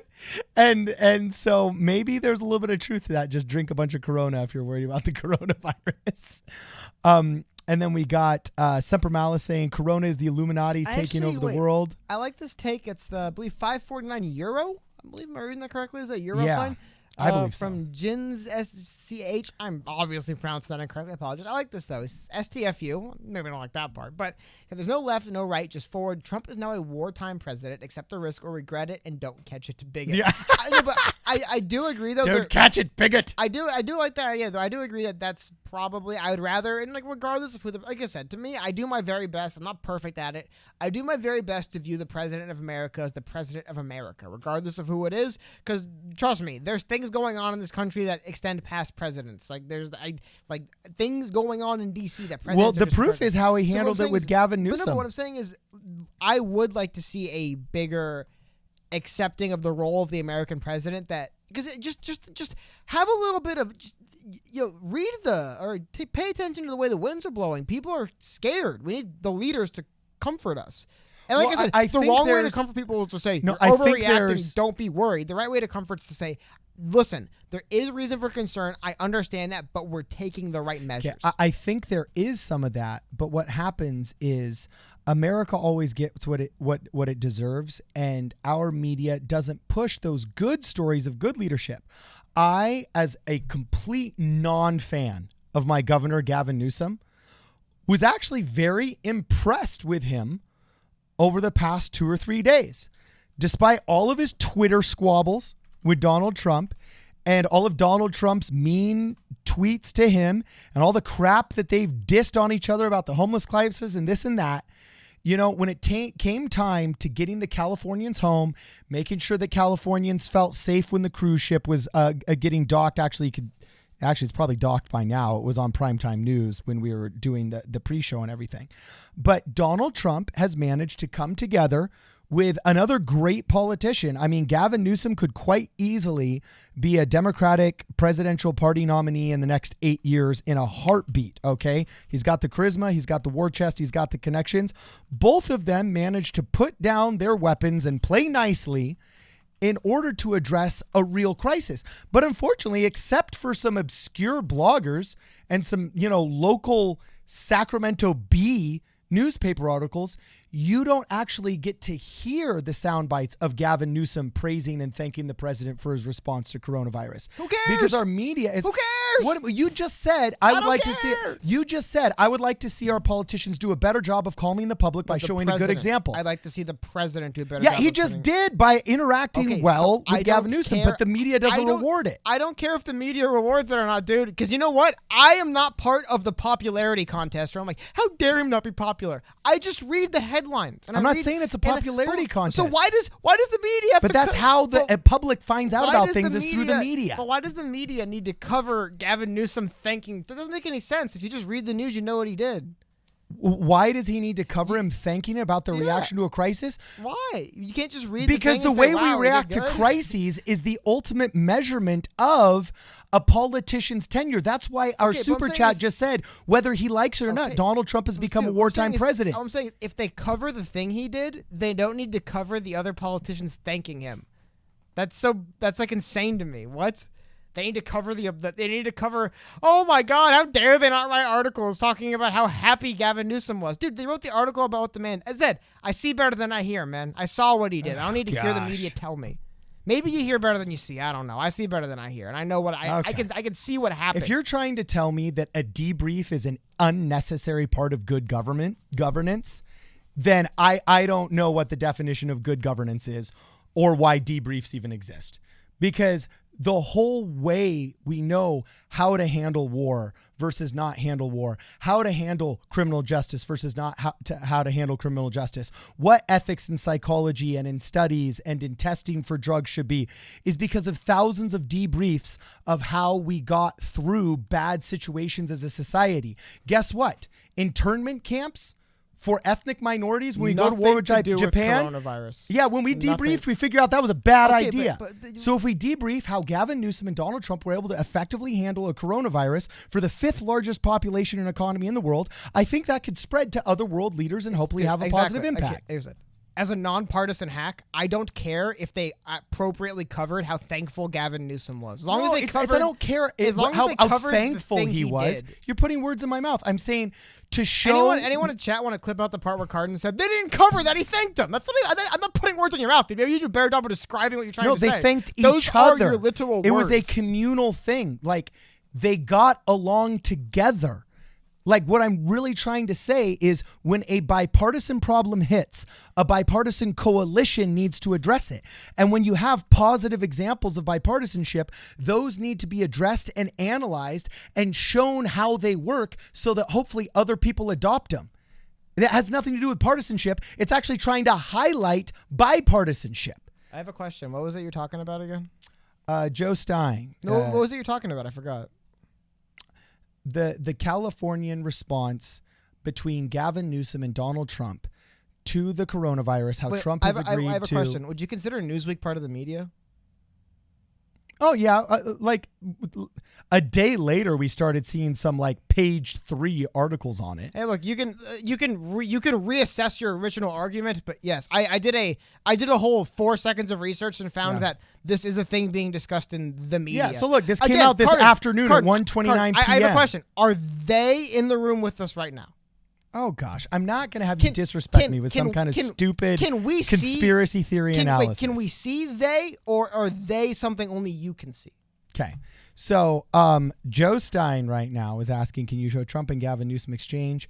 I haven't been able to hear audio of it. I've only heard transcripts because from what I understand, both of them reported on a private phone call. Maybe here's a quote from Gavin. Yeah, you're going to be getting quotes. Newsom said that he has received, quote, consistent support from Trump and Vice President Mike Pence, who is leading the administration's response to the coronavirus outbreak. And then they have another quote.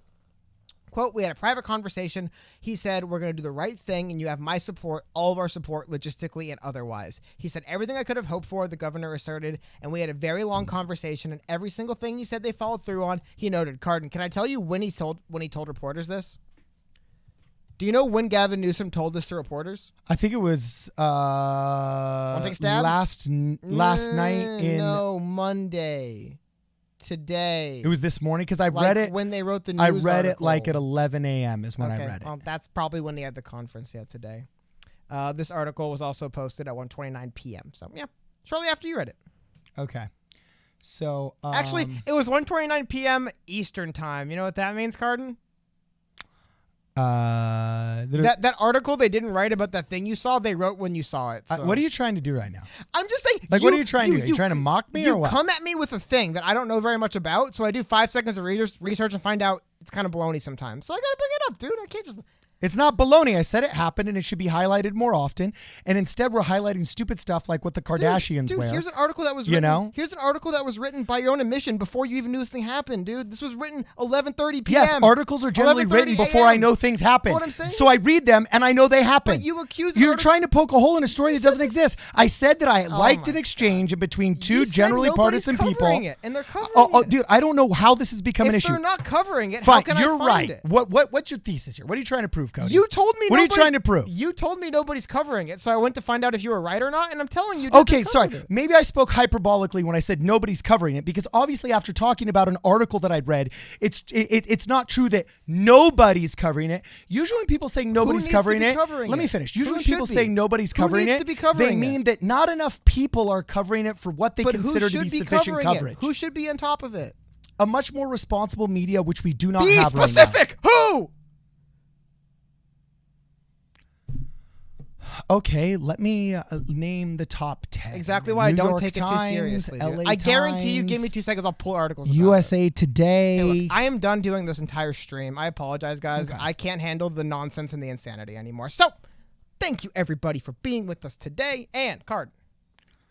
Yeah. Follow us on... Oh, got one more. Hold on. Oh, never mind. Oh, no, I wasn't wrong. Okay. I'm putting my dollars in to stop this argument. Thank you, JFB.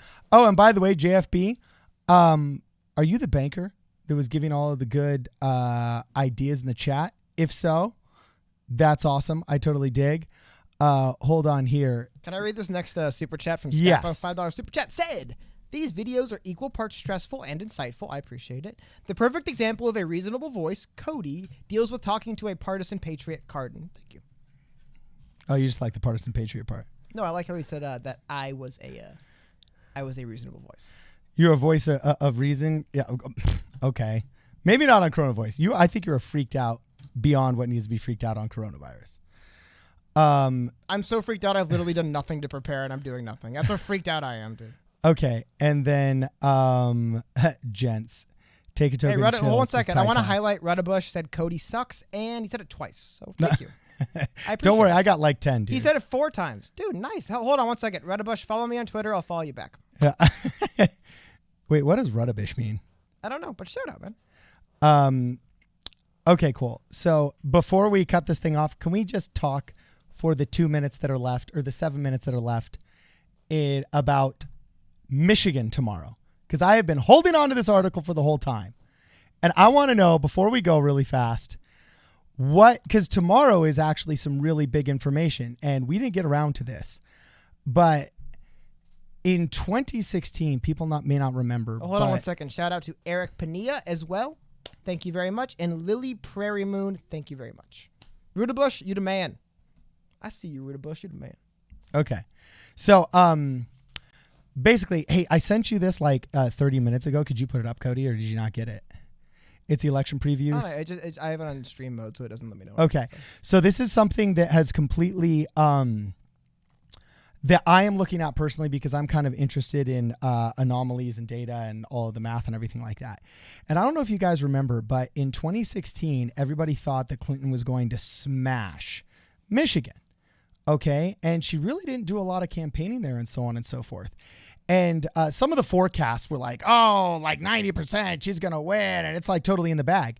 But if you guys remember, Michigan was really interesting. Donald Trump ended up taking the state entirely. Okay. And it was a big upset in the general election. But at this exact same time in the last election cycle, coming up to the nomination, Bernie Sanders pulled off one of the biggest upsets of his entire career, actually taking the state of Michigan. Okay. And right now we're in the exact same situation. The people in 538 have actually said there's like an 11 out of 14 chance, if I remember the stat correctly. Do you see it, Cody? Let me pull it up right here. Okay. If you look at it, they say that Senator Bernie Sanders' road to a comeback in the Democratic primary once again runs through Michigan. In 2016, Sanders overcame massive polling deficits and less than 1 in 100 odds. So, Cody, you're always talking about what that actually means. That means if I went to Vegas and I invested $100, I would get $10,000 back, right? If you were to go on 100 to 1 odds, it'd pay out. Oh, let's just say $1. Well, I believe if you bet $1 on 100 to 1, you get $100. Or is that $101 that you get? Well, yeah, I do think you get the $1 back. You get the $1 back. Okay, cool. Whatever it is. I can't remember because I don't gamble enough. But 100 to 1 odds is huge. And it says that he went on to score a shocking win in the Michigan primary, showing that there was still in life in his campaign. And yes, and that's why he ultimately ended up going all the way to California, performing well in California, because back then California was not a Super Tuesday state. It wasn't until we voted to actually become a Super Tuesday state in 2018 that here in 2019 and 2020 we became a Super Tuesday state. So anyway, his road to a comeback in the Democratic primary once again runs through Michigan. In 2016, Sanders overcame massive polling deficits and less than 1 in 100 odds to score a shocking win in the Michigan primary, showing there was still life in his campaign despite the former Secretary of State Hillary Clinton's significant delegate lead. So he's kind of in a similar spot right now. I don't want to say struggling with delegates, but because technically delegate-wise, he's not as bad off as he is polling-wise with Joe Biden and so on and so forth. And now there's all this crazy momentum behind Biden after Super Tuesday. But it kind of seems like he's in a similar situation where people are once again saying Bernie Sanders is the underdog, but I'm not quite sure he is. And it seems like a lot of these media organizations that are doing this polling have not fixed their methodologies quite yet. We complained about these methodologies. You remember this, Cody, when we were so worried about Andrea Yang qualifying for those first 2 debates. and there was internal polling and online polling that was wildly disproportionate to Andrew Yang's success and was reminiscent of a lot of the polls that were done of Donald Trump in 2016, where Donald Trump would say like, oh yeah, I'm winning all the internet polls. And people would brush it off saying, oh, forget the internet polls. But the internet polls ended up being the ones that were right. So I'm just going to read this really fast. You guys can extrapolate your own opinions, because at the end of the day, we're all going to be living this tomorrow, okay? But Senator Bernie Sanders' road to a comeback in the Democratic Party once again runs through Michigan, okay? He overcame the 1 in 100 odds to score a shocking win in the Michigan primary, showing there was still life in his campaign despite former Secretary of State Hillary Clinton's significant lead. And Sanders is now hoping the Wolverine state can do the same for him 4 years later. Michigan is Sanders' most important upcoming state for a few reasons. We're having a bunch of states over the next 10 days, okay? I mean, but every state's so important for at this point, yeah. Bernie's trailing. Biden's got 20-point national leads in polling. For example, Bernie did a rally this morning in St. Louis, Missouri. And in Missouri, dude, Biden's got, by some polls, 40-point leads, more conservatively, 20-point leads in Missouri. It's like, I was surprised to see Bernie campaigning in Missouri. He had so far been avoiding these more southern states that are Biden country. Actually, after we read this, we'll save it for another video. I saw a very interesting, insightful social media post where somebody posted about why Joe Biden is popular in the black community. Because he is.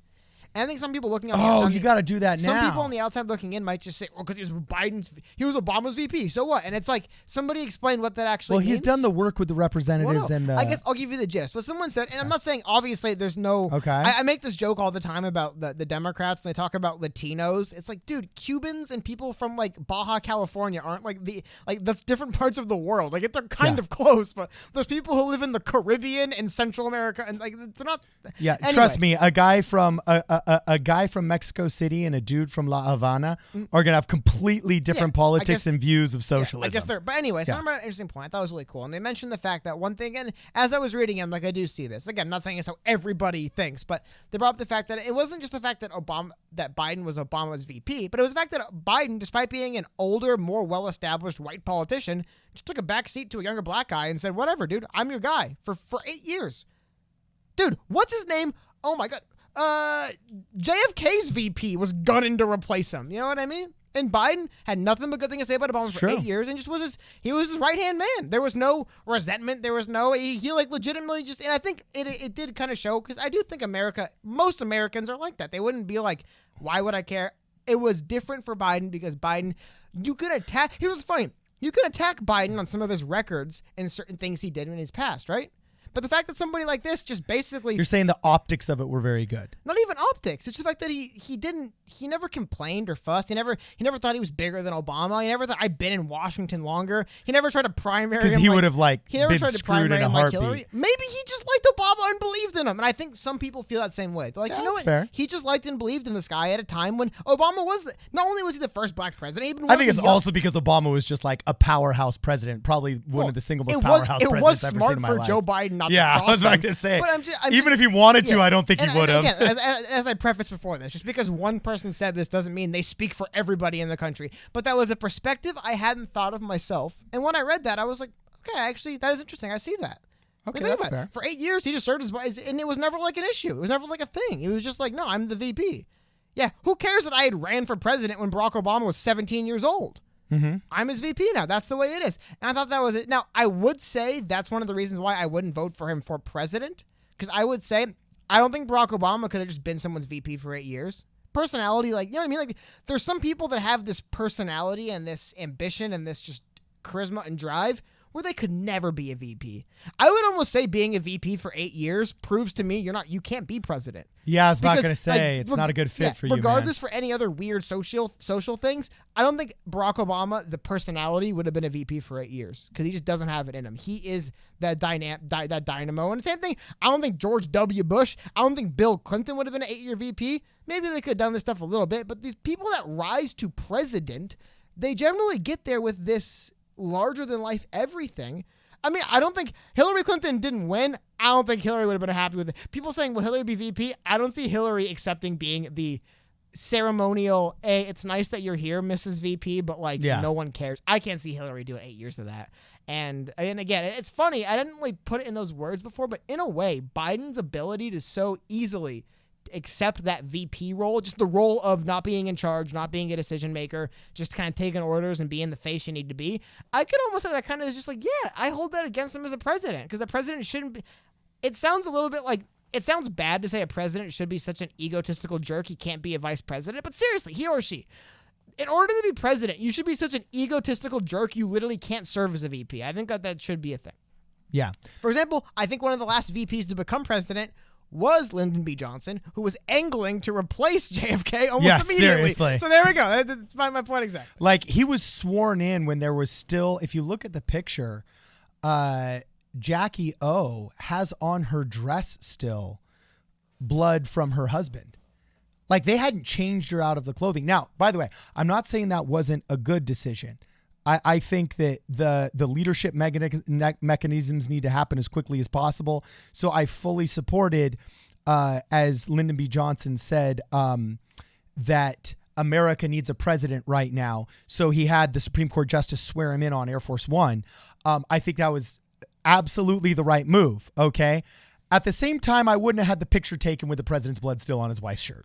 You know what I'm saying? Like, I at least would have done something differently there. All right. But then again, I mean, in times there's reports he was angling to primary JFK upcoming in a few months. Someone pointed out something interesting too. Yeah. It was Gungo Andrew Yang, and he mentioned that Teddy Roosevelt was a VP and that he was a great president with a large personality. True. I would also just say that Teddy Roosevelt's one of those individuals. I kind of make this joke. You bring the guy up a lot. Who's that guy? Is the Navy SEAL Jocko Willenick, I think. Yeah. And Jocko Willenick would be like, oh, I wake up every morning, and it's like, dude, like, I feel like some people take for granted how amazing they are. I think we're running the risk of doing the same thing here with Mr.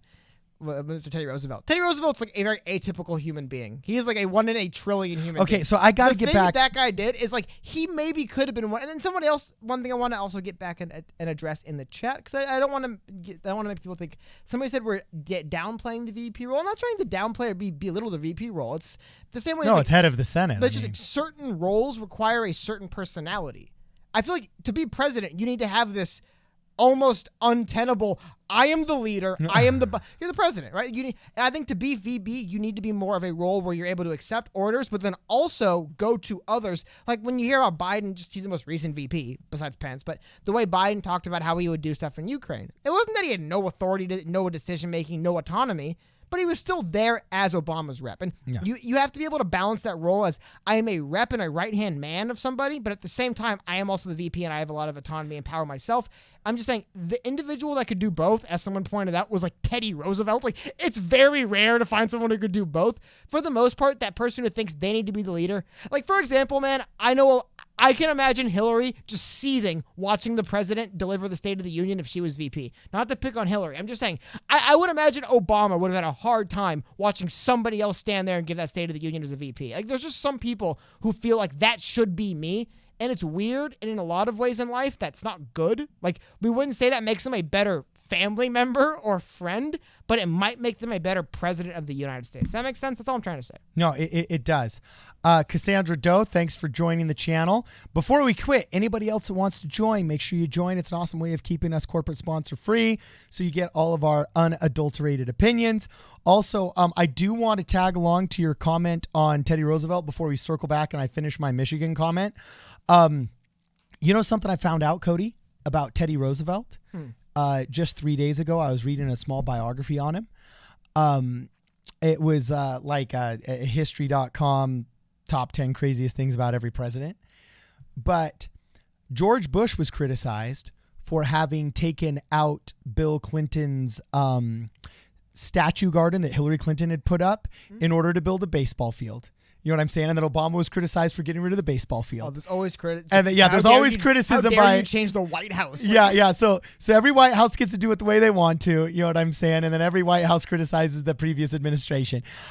Famously, Ronald Reagan took down Jimmy Carter's solar panels off the top of the White House, and so on and so forth. Okay, but do you know what Teddy Roosevelt did in the White House? Oh, the boxing thing? Yeah, he set up a straight up boxing rink because he was an avid boxer and athlete. We all knew about his safari venturing and his hunting and his love for the national parks and so on and so forth, and his conservation efforts in the West, especially in the Western United States. But he straight up built a boxing ring in the freaking White House, and he was such an enthusiast that he asked professional boxers to come and spar with him and knock him out. And I actually think it was a boxing accident that gave him his eye problem, so he had to wear a monocle, wasn't it? I think it was a sounds good. It's like the legend of how Houdini died. I think that's fake too. Okay, whatever it is, look it up. There's some seriously cool American presidential lore having to do with Teddy Roosevelt and the White House, and he straight up had a boxing rink. So let me tell you this right now. If I were the president and the previous president had a boxing rink, I don't know if I'd rip it out. In fact, I think that would be one of the most epic pay-per-views known to man. Tonight, in the White House, live on pay-per-view. You know what I'm saying? If we had a straight up boxing match, you know, like an exhibition match between, I don't know, bring back Mike Tyson. The last time we had a president who'd be vaguely capable at all would have been Obama, right? Before Obama, go back to maybe before Obama, would it have been JFK? Like, who else could you see doing? And also, keep in mind who Teddy Roosevelt is. Teddy Roosevelt was like, the word war hero kind of gets thrown around a lot when we're trying to describe somebody who served in the army and went into politics. Yeah. Like, Teddy Roosevelt was actually revered as one. Like, sometimes they'll just say they were a war hero because they fought in war. Like, people in America actually, before he was, outside of him being president, were like, oh, the war hero, Teddy Roosevelt. Like, he's such a unique person. It's again, I think everyone has people tend to take themselves for granted, but we take others for granted as well. And we say, oh, that guy won. I bring this up a lot. It happens in sports. I think the best example I could think of really quickly before we wrap up here, in the NFL, there was a player by the name of Adrian Peterson, recently retired. When I was watching Adrian Peterson play when I was growing up, he would do things. Specifically, he would have particular long running plays as a running back in the NFL. Yeah. He'd break multiple tackles and then outrun everybody else. And I would say, wow, that's really impressive. And then he does it 20 times maybe 10 times over the course of a career. But then he retires, and he's not in the league anymore. And there is no Adrian Peterson, and nobody does it for a decade. And you realize, wow, we really did take that guy for granted. By the way, Joe Stein, thank you for joining very much. I very much appreciate it. But I think we do that with everyone. What's the classic line? You don't know what you got until it's gone. But so often we get used to something and we take it for granted. We just assume that's what the thing is like and that's what the thing does. And people do these things. And then we learn, no, they don't. Like, for example, what's going to happen in the NBA when LeBron James retires, we're going to have taken for granted what LeBron James was, and we won't see it again for 40 years. And we'll go, wow. We really did that. And the funny thing is, it happened. It's almost like one of those things where I've realized, I'm pretty young, but even I've realized you almost can't fight it because you're almost like doomed for it. People are literally taking, and I think sports is always a good example of stuff like this because it's kind of that good blend of reality and not. But there's athletes in every sport that are literally just taking, amazing, once in a generation that are being taken for granted. So just take that in mind. So I do have to reference a comment by Rudabush. He says, boxing match, Cody and Cardin. Okay. No, we're in different weight classes. And no, it's not a weight class. I will tell you this right now. Tall people fear the crap out of shorter people than them, especially in a boxing situation, because I swear it's one of the few sports where I don't think there's that much of an advantage, especially if it were like a real fight, because like in basketball, you get injured by the shorter players that you don't see. And if you're having to cover your junk and cover your lower parts and stuff like that, what are you doing? You're leaving your face exposed. You don't have to cover your junk in a boxing match. Well, technically because you're wearing protection and stuff like that. No, because it's against the rules. No, I know, but that's why I'm saying, especially for like a real fight and not like the sweet science in a ring. You know what I'm saying? But short guys have an advantage because by the time you're protecting your vitals and stuff like that, your face is exposed, and if they're high enough to reach it, they can clean your clock while you're worried about your junk. Whereas if it's another guy that's your same height, real fights need to happen with same size individuals. No, whenever there's a shorter dude, he's got an advantage. Not if so you're- any day I'll not if play you're- Cody in basketball, but not in a real fight, man. If you're a professional, just from my experience watching professional fighters, I'm not No, tall. professional's different. Yeah, professional. Because then you've got the angles. Well, not even that. Recently, there was a very high-profile boxing match. I don't know very much about boxing, but I saw the two gentlemen touch gloves, and one guy was about 5 inches taller and 70 pounds heavier. I'm like, oh, there's no way he loses. And what do you know? He won. Now, that being said, it's very specific instance. He was also the better skill-wise. But whenever I look at a bigger guy and a smaller guy, because you know what he did? And like I hate going into random off-tangent sports things, but if anybody ever has heard the thing, they'll bring it up in basketball, football, any physical sport, the concept of leaning on an individual. Oh, they'll say, oh, you don't get it. He's been leaning on him. And like, what does that mean? If any of you guys wonder what that means, I don't care how much you weigh or whatever, go find something in your house and really lean on it, and then imagine you weigh almost 300 pounds. You're like, oh my God, imagine a human being doing this to me at 300 pounds. It's unimaginable. I mean, it really is one of those things that if you don't ever experience it, look at me, I didn't play pro basketball. This is where I know what it feels like to have a bigger person lean on you, and it's awful. See, I wish I actually would have gotten into boxing, but we're in California, the emasculated state where they don't even let you do wrestling or anything that the other states let you do in high school and whatnot. But I have a 7'2" reach, and that's where it really comes in handy. That's a big deal because you've got that. That's why. What was the last fight with Tyson where he lost to the big Jamaican guy? Because he kept on jabbing him. About that. And the only Tyson fight I really know big time is, of course, the famous loss to Mike Tyson to. Oh yeah, in the Rumble in the Jungle, or what was it called? He won that. No, later in his career. No, it's where he stayed up partying the whole night before because he thought that he was going to easily beat the guy, and the guy ended up beating him in the rink that day. It was a huge upset against Tyson. I don't know if the partying part was true, but it was. You remember his name? No, I can't remember his name. Buster Douglas. Douglas. I believe he knocked him out. Yeah, that was late 90s, right? That was the end of Tyson's run. That was the end of his run? That was late 90s, though. It wasn't early 2000s, no, was it? That was like that last time where it was like, it's like every athlete has that moment where it's like, I guess they're not like invincible. That was his moment. Yeah. So anyway, let me see. Last thing I do want to go back to is just finishing up my thoughts here because we're going to end in 1 minute. So we have our 2-hour live stream. We're ending in 1 minute. I did want to read the very, very last part. That 538 is hoping that I'm just saying watch Michigan tomorrow because historically it's been an upset. Okay. And once again, all of the media talking heads are saying that Biden now, besides having Sanders overcoming 1 in 100 odds, they're projecting, according to 538 as of 9 p.m. Eastern time on March 8th yesterday, Biden has a 3 in 4, 77% chance of winning Michigan, while Sanders has a 1 in 4, a 23% chance. All right. And on average, Biden is forecasted to receive 51% of the statewide vote in Michigan. Watch those numbers because I could see this going either way. Either the people that Sanders dragged out of the woodwork and came out to vote for Sanders and overcome his 1 to 100 betting odds for a victory where he was the absolute underdog. Either that happens again and we establish a populist precedent that's now happened twice in a row that now kind of changes the game of politics for the next 20 years, or the establishment wins because it surprised me, Cody, and this is the last thing I'll say politically before we stop. Who would you have guessed without having reading this, just if you were just to be asked, who would you have guessed is the overwhelming victor of Detroit between Biden and Sanders? Oh, Biden.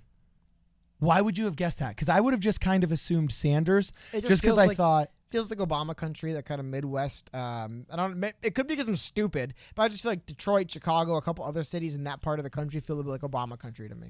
Okay. It could be dumb. It just feels like the general region Obama was from, even though he spent. The funny thing about Obama being from Illinois, I think a little bit, is because he spent so little time. It isn't like he was like a senator or congressman in Illinois for 30 years. You know what I mean? Yeah, he was like a year before. But even then, I just do feel a little bit like there was a sense that kind of Midwest part feels it plays a little better for Biden being associated. It could just be a lucky guess. So you feel it's kind of like a cultural thing.